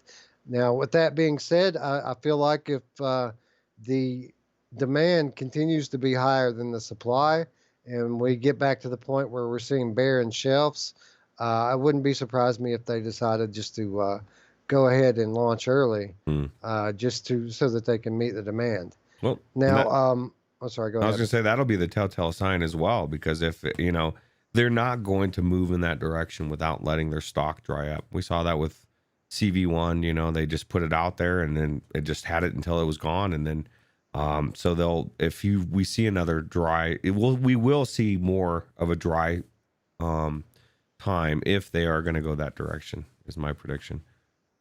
Yeah. Well, so we learned about this mystery headset at first from a Bloomberg report. And for those of you who aren't aware, Bloomberg has reported on these sorts of things in the past, and they're batting 1,000. Generally, you can take what they're saying to the bank. It generally comes to pass. And what they're promising us here is another standalone Roots with a little bit better processor, Hmm. a little bit better visuals in the sense that it's going to run at 90 hertz instead of 72 hertz. They're promising a more comfortable uh, headset. So my picture of this headset is kind of a Quest S type thing, where you're going to get some upgrades in some places, you're going to have some downgrades in other places. I do feel like it's going to be more comfortable. I do feel like the display is going to run at 90 hertz, but I feel like it's likely going to be an LCD panel like Rift instead of an OLED like Quest has now. I don't anticipate there being like more storage on it or anything like that. Um, but I do think that it's going to probably provide a better experience when linked to a PC. I Hmm. feel like this is going to be something more along the lines of a PC headset that can do standalone instead of a standalone headset that can do PC. Right. Uh, that said, if it turns out to be just what I just now said, nothing more, no surprises. Uh, Same price tag, $400 to $500. Does Roots buy one? Yeah, because well, I mean, the only thing, the storage, I wish they had more storage. In your scenario, they still blew it with the storage. But yeah, I think the comfort is one of the biggest things, because even when I got my Rift S, part of me thought, okay, do I get the Quest? Because Wes is telling me how great the experience is with the link and the colors or whatever. But ultimately it was the comfort. I thought, okay, well, I can get the Rift S for 400. The Quest I want is 500, so I'm already paying more for the 128. And then I've got to go for comfort and all this other stuff. Whereas the Rift S, sure, yeah, I might change out the interface or eventually I don't have to. It's comfortable enough to where I can go and leave it as it is for as long as I want, as long as I don't mind dealing with the sweat. That's the worst part about that headset is like you're getting it, in a, getting it physical. It just sucks. But yeah, I definitely think I would be getting it, and I think I would have already owned the Quest already if it wasn't for the comfort. So Yeah. Radio Rut says I would buy it if it was a hybrid headset. Dude, the Quest is a hybrid headset right now. It runs PCVR well. And I mean, I know people talk about like compression artifacts and things like that. I don't see that stuff. You see it if you don't tweak the settings. mm, But if you have a good graphics card and a powerful computer, you can work that stuff right out of the equation, and it works great. I mean, it's not perfect, like Root said. It's not comfortable. It's not a comfortable headset. There are also other things that really get on my nerves, like the uh, the slider, the IPD slider, the little thing that pops up to tell you how far apart that it's set to. Sometimes that thing pops up when you don't touch it, and it happens a lot more than it should. So that hopefully they can patch that so that you can turn that off or make mm, it so that it only runs in the menu. But there are a lot of things that I mean. Obviously, you would like better audio on it, even though it's not as bad as the Rift S. It still isn't quite what you'd like for it to be. But as far as it being a hybrid headset, I think that you can absolutely categorize it as a hybrid headset right now. mm, It's the only PC headset that I have, and it does quite well. yeah. Yeah. Well, let me ask you this, and this is confusing to me because when VR came out, when I got into VR, and of course it had been out for a couple of years, I got into VR 2018. It was standard. Everybody knew virtual reality needed to be 90 hertz. It's 90 hertz, dude. It has to be 90 hertz. Then the Quest came out with 72, and then the Rift is at 80, but now the new Quest is going back to 90, and I'm thinking, what the fuck is happening? Like, what does it need to be? Because, like you say that you like 790 is obviously going to be better, but 72 obviously works as well. Like, I just want to know what it should be. I'm assuming 90 is the where it should be, but or 120. And we're all over the place, Wes. Nobody knows what the hell's going on here. So I think that we're as we're getting further and further into VR, and as time is going along, we're starting to learn now that there is no right answer, no wrong answer to any of these questions. I think what we're learning is that it varies from individual to individual. mm, Everyone has their own experience. Everyone's sensitive to their own stuff and not so sensitive to others. For example, most of the world would say that PlayStation VR is very comfortable, right? It's known for that. But then you have other people like MainFan who say absolutely not. It's the least comfortable. I say that when I saw reprojection on Iron Man VR the other day, that it was crazy because I never see reprojection in PSVR, where MainFan says he sees it in every PSVR game, and I think that mm, that's preposterous. But obviously, we have different levels of sensitivity to these things. Like um, the like say we're playing on PC and a game like Stormland locks in at 40. For me, I can't tell that, but you say that you can. Like you can notice it when it's not at a full 80. And again, I think that this is one of those questions. mm, 72 hertz doesn't bother me in the least bit unless we're playing contractors. Now, mm, of course, it's a big disadvantage in that game. But other than that, 72 hertz doesn't affect me whatsoever. But that doesn't mean it won't affect you. It doesn't mean it won't affect MainFan or Jarillo mm. or whoever. That's just my experience with it. And I feel like when it comes to any of these questions with VR, I feel like the answer is different person to person. Yeah, that's a good point. Like Anthony's eyes are spaced a little differently, where he sees things, on the index a little bit differently. It's everybody's head's different. That's a good point. So, Everybody's reality is different. Everybody's experience in life mm, is different. Everybody's wants and desires and goals are different. mm, Like when we see on Reddit every day, when people say PSVR or Quest, what should I buy? And there's always this big argument over which one they should buy. There's no right answer, dude. It depends on what that person wants and what they value. Obviously, if this is a person on the go, this is a person who likes to share their experience a lot, the Quest is going to be better for that person.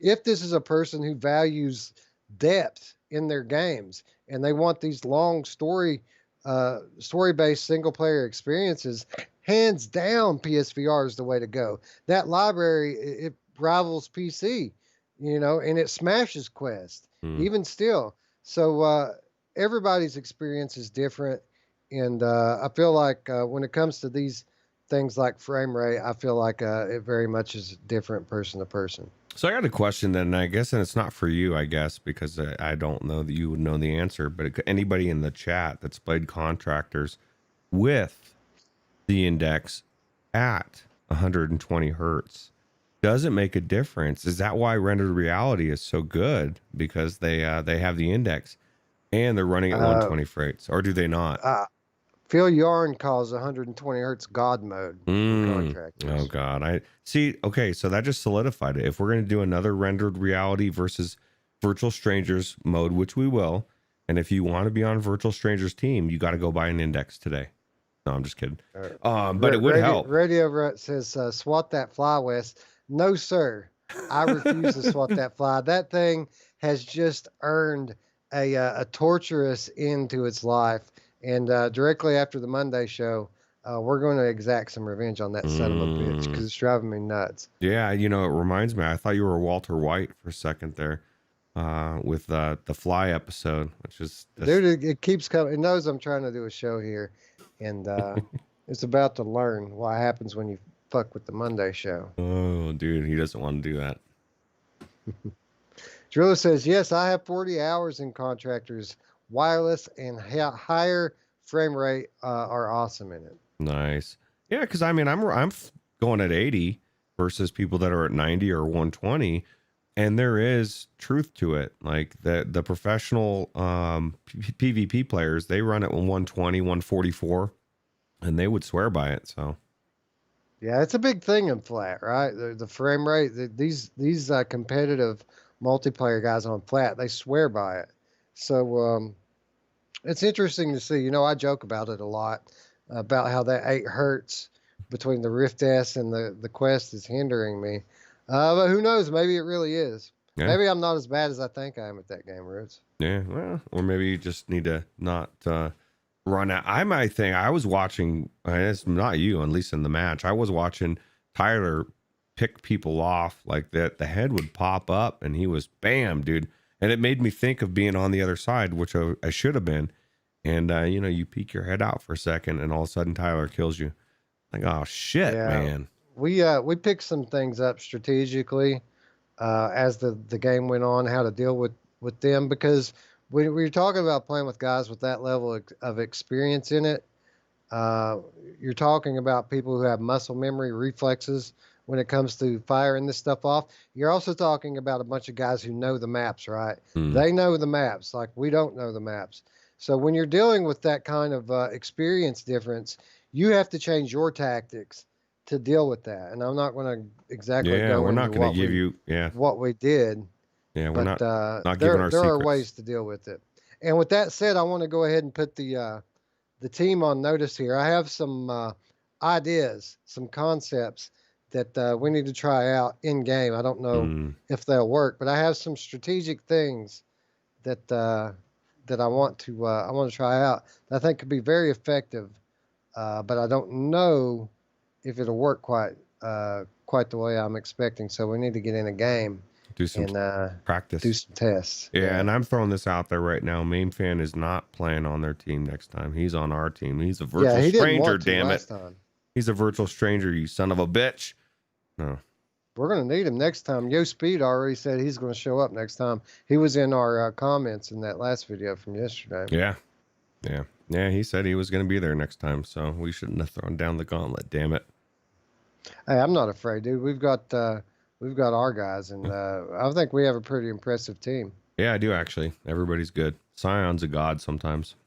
So Yeah, Scion's great. I mean, a lot of these guys are great, and I'm getting better at it. I just inexperienced, but I've figured out a way to work around that as well. So yeah, Drillo says Grip kicked his ass. I'll tell you what, man, that thing flips you around like a son of a bitch. It's fun. yeah, dude, I love grip. It's awesome. All right, so anyway, Roots, let me ask you this. So you're saying that the comfort's the main thing with you, and if they fix that, that's all you need. Uh, you're sold on it. Is there anything else that, obviously, if you're going to make your dream headset, there's a ton of other things that you would add to it. But realistically, uh, is there any other feature that they haven't talked about being on this thing yet that you would expect to be on there? Do you expect for the field of view to be any better? Do you expect instead of a streaming solution for the PC, an actual uh, link to the graphics card instead of through USB? Well, Are that'd there be any of cool. these features that that you would expect to see in this next Oculus headset? Well, maybe not expect. I think the last one you listed would be good. It would be nice to link directly to the graphics card of some sort, right?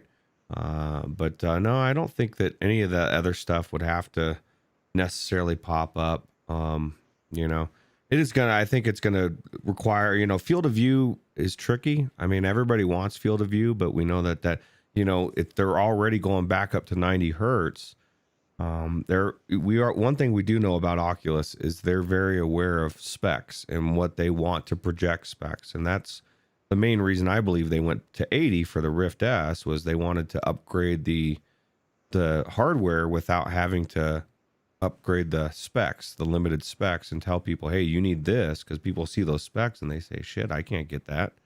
They want to keep it as low as they can. So I think adding field of view would just add more, and going to 90 hertz. I mean, you would have to have a way bit more powerful processor, but I don't know how much more powerful that next generation is versus the one that's in the original Quest. Well, that's the genius thing about having a hybrid, right? That can do standalone. If the user that buys the product can't run it on their computer, they're still in spec because they don't have to run it tethered. They can run it standalone, right? So there's that, and it's interesting to note that on the Oculus website they have removed their system checker.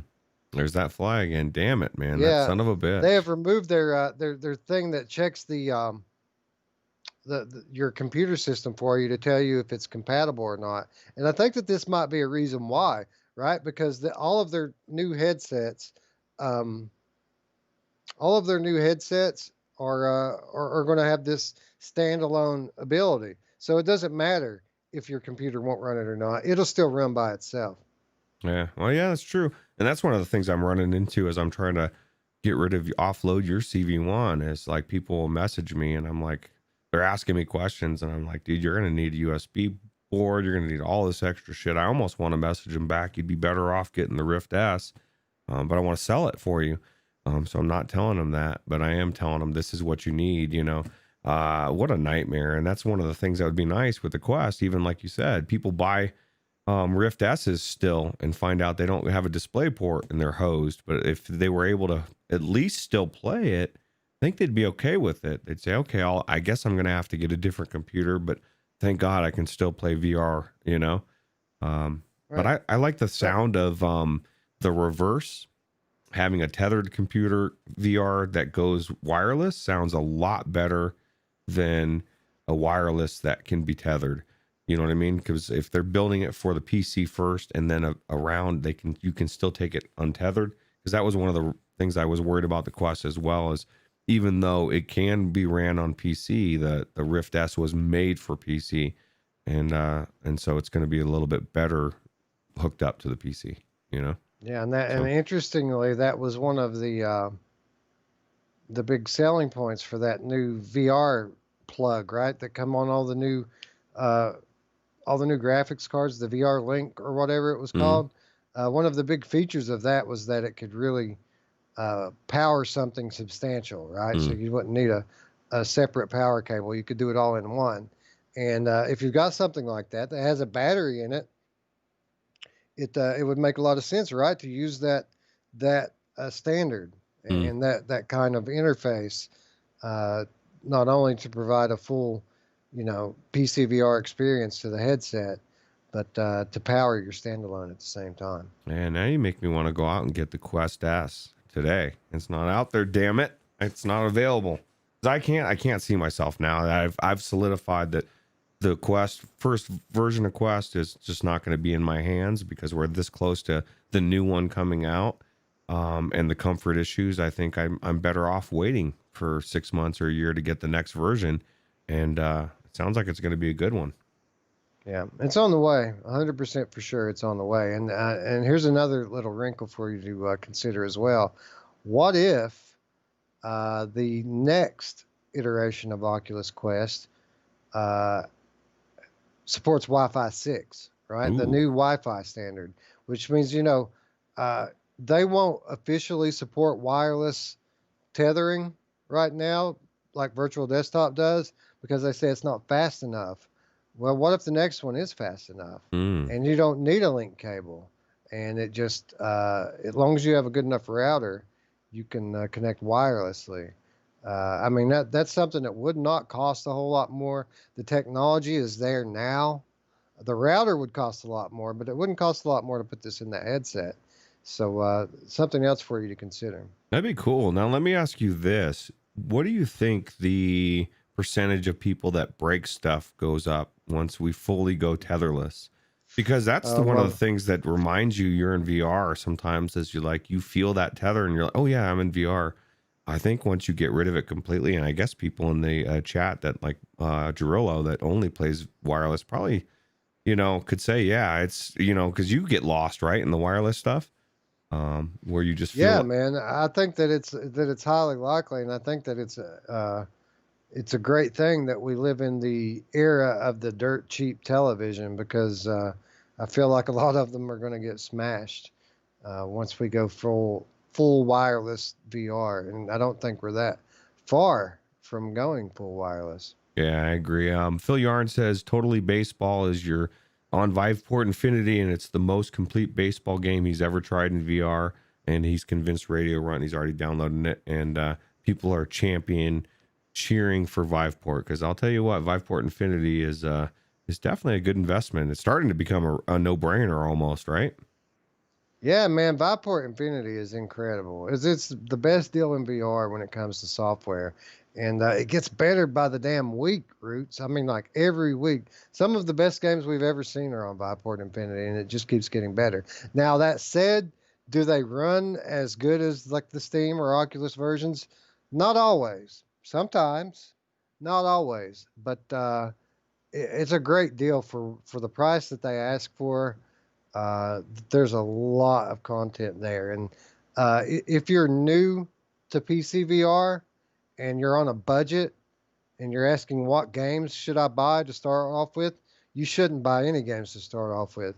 You should subscribe to Viveport Infinity first and then start buying games. Yeah, and subscribe to Virtual Strangers, so they'll tell you which games to get. So absolutely. All right. Well, we're getting to the point where we're running on in time here. yeah. And this fly is starting to really irritate me. So really quick, I want to touch on Sony and the future of their VR. They've said it multiple times already that they're not launching VR alongside the PlayStation 5. So that means no new PSVR this year. So my first question for you, Roots, is when are we going to see a new PlayStation VR headset? And when we do see it, is it going to be a full-fledged sequel, or is it just going to be an upgraded version of the one that we already have? I don't know. The one that they have right now is already really good. I would lean towards maybe a Pro or like a version, but I guess it could be either way. It's been so long since the original came out, right? I mean, they're about ready for a hardware refresh, and I hope it looks like this. I know this isn't a real headset, but man, it looks really good. Yeah, well, that's the thing, right? Obviously, they're not close to PSVR 2 quite yet. And shout out to God Cannon, AJ, who did a great video on his PSVR Underground channel. Basically, a quick overview of all the information that we've gathered from publications and from patents. Mostly, a lot of the stuff he was talking about is patent information.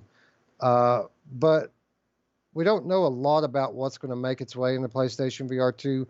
But what we do know is it's not close to being released. So if we get a headset next year, it's going to be like a PSVR Pro. The question is do we need a PSVR Pro? We all know that we need new Move controllers. We know that for sure. But do we really need a PSVR Pro? And that I can't really say.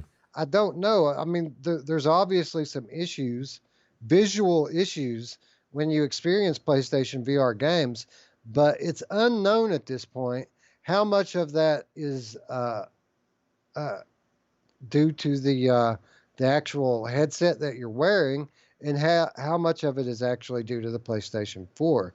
I would tend to think that a lot of the problems that we have with the PlayStation VR visually are problems with the PlayStation 4 as a source. So I'm not so sure that we need a new PSVR headset all that soon, Roots. I think we could get away with waiting for PSVR 2, but I don't think that we can get away with waiting a whole, year to 18 months at the very least to get new Move controllers. I think if they don't refresh PSVR early next year, then at the very least that they need to give us some new controllers and peripherals to make their experience a little bit more accessible for new players. I agree. But then just saying that, it makes you wonder, it's like, at what point would that even make sense, as far as, because if you're going to replace the controllers, people are going to say, well, the tracking. Okay, well, let's put another camera. It's like, well, at what point do you just not put out a new headset? You know what I mean? But they're going to be doing it, probably focusing more on the 5. So I don't know. Maybe they do. Maybe they've got some. Yeah, because I've said this a year ago. I'm like, why don't they just fucking bring out controllers, man? Like, why don't bring out? You don't need a new headset. You need to compete with everybody else's joysticks. You need better tracking. But we're so far into this iteration of this headset. does it make sense to add anything new to it instead of just go for the new one? And I would lean more towards a new one because it's, again, we're looking at over 4 years since this thing came out. It's well past its, in headset wise, what we've seen with all the other headsets, it's way past its prime, right? So Yeah, oh, I mean, it kind of is. It the actual end result with the PlayStation VR headset is actually a little bit better than what the specs would suggest because it is an OLED, but it does have a full RGB matrix, so it's capable of rendering some pretty sharp pictures. And in addition to that, PSVR still to this day has the best lenses in the game. There is absolutely zero God rays or glare in that thing, and I mean none. And I didn't even know that God rays and glare were even a thing until I came to PCVR and was like, wow, what is this crap? So yeah, there's a lot to be said, for the PSVR headset. With that said, now that we're in the second generation of PC headsets, it really don't stand up to these. So it depends on who you ask whether or not that's a necessity. Now, as far as the tracking goes, I'm not convinced that we're not going to get better tracking as it is because we know that we're getting a new, improved PlayStation camera. So not only are these cameras going to be able to view in more resolution, but who's to say that they won't have a wider angle as well? So I think that the jury's still out with regards to tracking. I think that they may have addressed that already with the new camera. Yeah, I think you're right. Actually, that could be no tracking issues or not as many issues. And I totally agree with you as far as visually. I lean more towards PlayStation 5 making it look phenomenal. I think the PlayStation 4 Pro even is holding back the visuals, and we'll probably be surprised at how good it looks. So. Yeah, because I mean, you look at the specs and you think about the age of the thing, and you think to yourself, man, there needs to be an upgrade. It can't look all that great. But then you go into a game like Astrobot Rescue Mission, and that game is just so beautiful and perfectly clear from the edge of the screen to the center. And I mean, there are places in Farpoint that are like that as well. And we're talking about games that are years old on a 7-year-old console.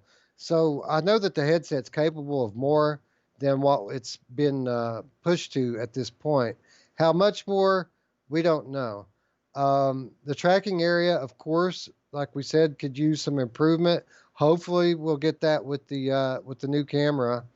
But the thumbsticks, the new move controllers, I don't think that this is debatable anymore. Now, people who play exclusively on PlayStation VR will say, dude, the move controllers are fine.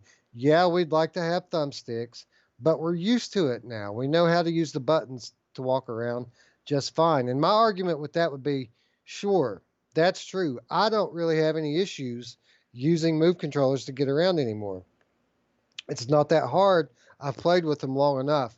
But are we just going to stick with the 5 million people that have PSVR right now through the whole next generation? Or are we trying to turn that into 50 million? If you want that to be 50 million people, we need to have something that's user friendly to the noob. Because I got to tell you now, when I demo VR to people and I let them play PS4 and I let them play Quest, they go to the Quest 9 times out of 10 when given a choice. And it's not because the games are better, because they're not. What it is because it's so much easier to use.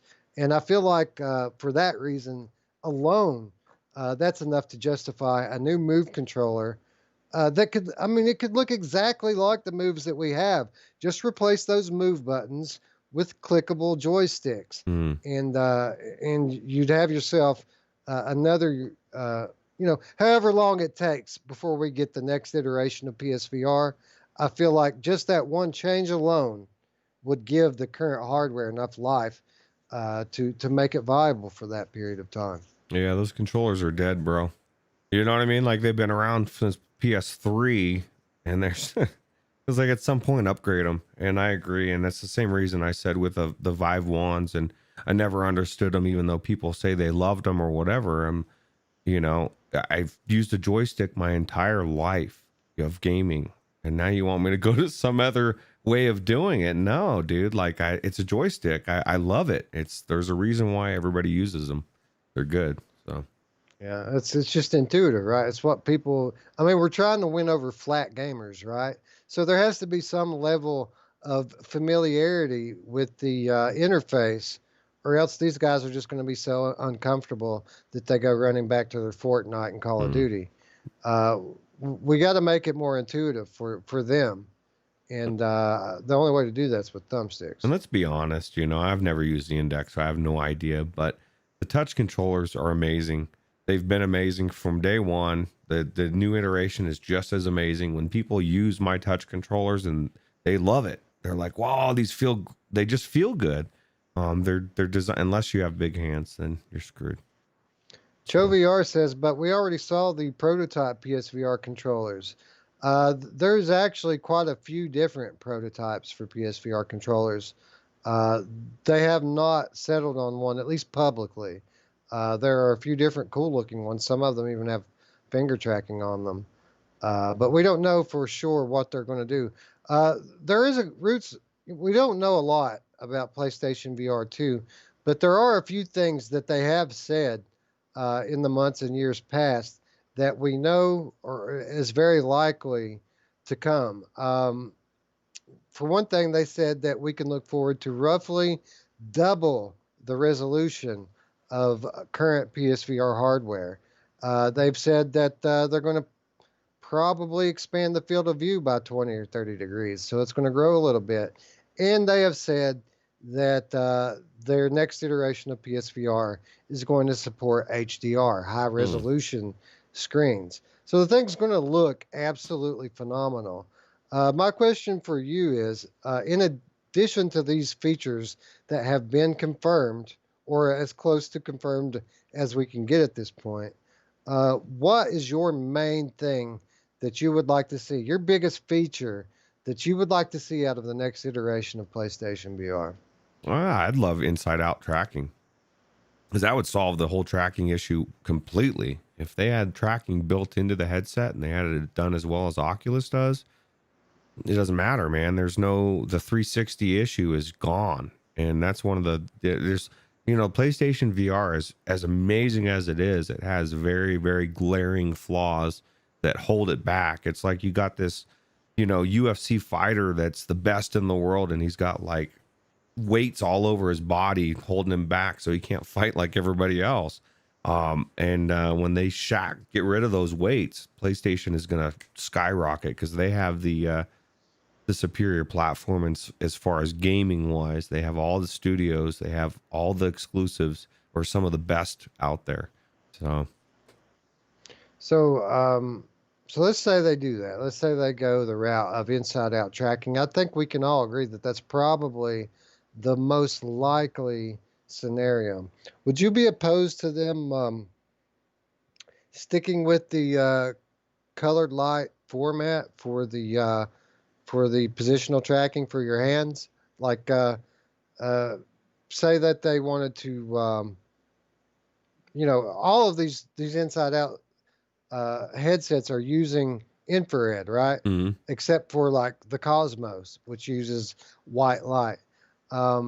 If they were to move to an inside out and stick with the colored light tracking, it would present a situation where existing controllers, such as the aim controller and move controllers, could still be used with the new headset. And in addition to that, would allow the new headset to be used a lot more easily on the back catalog of PSVR Gen 1 titles. So would you be opposed to them sticking with colored lights, or do you think that they need to go with something a little more discreet? It wouldn't bother me. I mean, it's not something that's a breaker for me. Whatever's going to work and make it be as good of a package as, you know, like, because that's one of the whole points, the selling points of the PlayStation 5, right? Is you can backward compatible play the games, but if that doesn't coincide with VR, it doesn't mean no good, because I'm not getting the PlayStation to play flat games. I mean, I'll play some, but I'm getting it to play PlayStation VR. So So what about this? A lot of people will tell you that their expectation for the next PSVR headset is a hybrid, much like we've been talking about with the next Oculus headset. Mm. Most people expect that the PlayStation VR headset is going to be able to be run wired as well as wirelessly. What you don't hear so much about is the possibility of a hybrid tracking system. What if this thing not only can track itself inside out, but can be tracked from the outside in? And that camera not only used to track the headset in the hands, the external camera can also track your body positioning, your Mm. gestures, and things like that for social applications and multiplayer co-op. Um, this is something I feel like that they can implement fairly easily and using existing hardware. And I feel like it's the same kind of outside the box thinking that made a lot of the stuff on PSVR one so unique. Yeah. No, I mean, it sounds like it'd be a good iteration for sure. I was just reading Phil Yarn saying that the Rift S got everything worse from the CV1 except the clarity. They even went backwards in the controllers. You need to bite your tongue, young man. Not everybody has the index. That's my The baby, comfort, bro. they got the comfort too, didn't they, Roots? I would Yeah. consider the Rift S way more comfortable than the CV1. Yeah. Well, what's cool about and I forgot about the Rift S, the Halo, is once you get it locked in, it slides right in and you can get it perfectly clear. There's not a bunch of the straps and the CV1. It was good me going backwards for a little bit to appreciate how good the Rift S as far as comfort and how ease of use and feel you. Yeah, it's way easier to set up, right? And a Mm. lot less issues with your PC. Yeah, yeah. And there's definitely a lot less issues. So that So being I would said, say, I would love to Audic. I'd love to trash the with the field of view. That's my goal. yeah, I think that I mean, if somebody put a gun to my head, I would say that the original touch controllers might be a little bit better than the newer ones, but it's marginal, right? They're very similar and very close in terms of quality. The only big glaring advantage I think for CV1 is the audio Mm. solution. Other than that, I think Rift S wins in just about every category. Now let me ask you this: do you think the CV1 really does have better audio because they had the audio issue of people's right headset going out and people having to? You even had to have. Well, did they send you new ones or did yours go out? I can't remember. Mine Uh, never went out. but No. yeah, they had the issues with people's audio getting all jacked up at some point. So, but I don't know. I guess if it's built in, it's just one less thing to break, right? Hey, Maybe. that reminds me, and this is completely out different subject. They have a new audio solution, a very cheap and effective audio solution for these Oculus headsets, and it's not headphones. It's these little plastic or rubber, soft rubber pieces that you attach to your headset, Hmm. and it captures the sound Hmm. that's dissipating into the air and directs it back into your ear, and it supposedly makes a very very big difference. So I think you can pick this things up for like 15 or 20 bucks, and you might want to consider doing that if you're going to stick with your Rift S. From Amazon. I'm not sure where it came from. I Hmm. saw it on YouTube. I don't know where you can pick them up at. Okay, I'll have to look into that because as you're saying that, I want to buy it and have it on its way, but I don't see it Yeah, though. So yeah. Apparently, it's very inexpensive and quite effective as well. So cool. Sounds good. yeah. But anyway, I think that's going to wrap us up here. A lot of speculation, a lot of different opinions on what's coming in the next generation of hardware, and not really so much the next generation as the next year, even. So many things going to happen in the next year. I mean, we had the Oculus and the PlayStation stuff. We also know that there's a new Samsung headset coming, Hmm. and and we could just now be seeing the dawn of WMR2, right? I mean, we've got the G2. We already know that's a phenomenal new iteration of WMR. We know the Samsung headset's coming. Who knows what else is coming? All we know is it's an exciting time to be a VR enthusiast, and the next 12 months is going to be amazing. Yeah, it is, and I'm excited. And I might even just be, well, I was gonna say I might be upgrading headsets, but I think with the new 3080 coming out, I'm more inclined to upgrade video cards than I am to upgrade headsets at this point. Well, it's a package deal, right? I'm getting this new super high resolution headset, but I'm still running my 1080 Ti. Roots is going to have the high test graphics card, but no headset to beam it Yeah, into. kind of evening it out, right? Yeah, we're going to have to get together, man, and share. Yeah, absolutely. Anyway, what do you want out of your next generation headset? What do you want from the next Oculus headset? What do you want from the next PSVR headset? Be sure to let us know in the comments down below. And if you want to join the conversation, Roots, they can join the community by joining our Discord. You'll find a link to that in the description shortly. And of course, for those of you who don't already know, the best way to support our channel and help us grow is by please subscribing and clicking that bell. More content to come this week, guys. I've got an in-depth video coming for you at the least. Who knows, Roots? We might even do Vertigo Remastered as well. That sounds good. Now, I forgot. I added at the bequest of Jim Hall. I added a new soundbite, but I gotta wait for what I'll play it real quick. How dare you? And we'll find a place to I'll find a place to slap that in there somewhere. Yeah, I have a feeling that we're gonna there's not gonna be any shortage of opportunities to use that one. Yeah, no, I am throwing it at Drillo right now. How dare you, Drillo, not come around for live streams as much? How about this, Roots? I'll cue one up for you right now. I think that the Oculus should never, ever release a purely PCVR headset, but instead, every headset that they should put out going forward should all support standalone VR. How dare you? There we go. Yeah. There we go. That make you guys feel better? Yeah. Thank you, Jim Hall, for the suggestion. All right. Anyway, yeah, I guess that's going to wrap us up. And with that said, friends, we'd like to thank you once again for watching. For Roots, I'm Wes,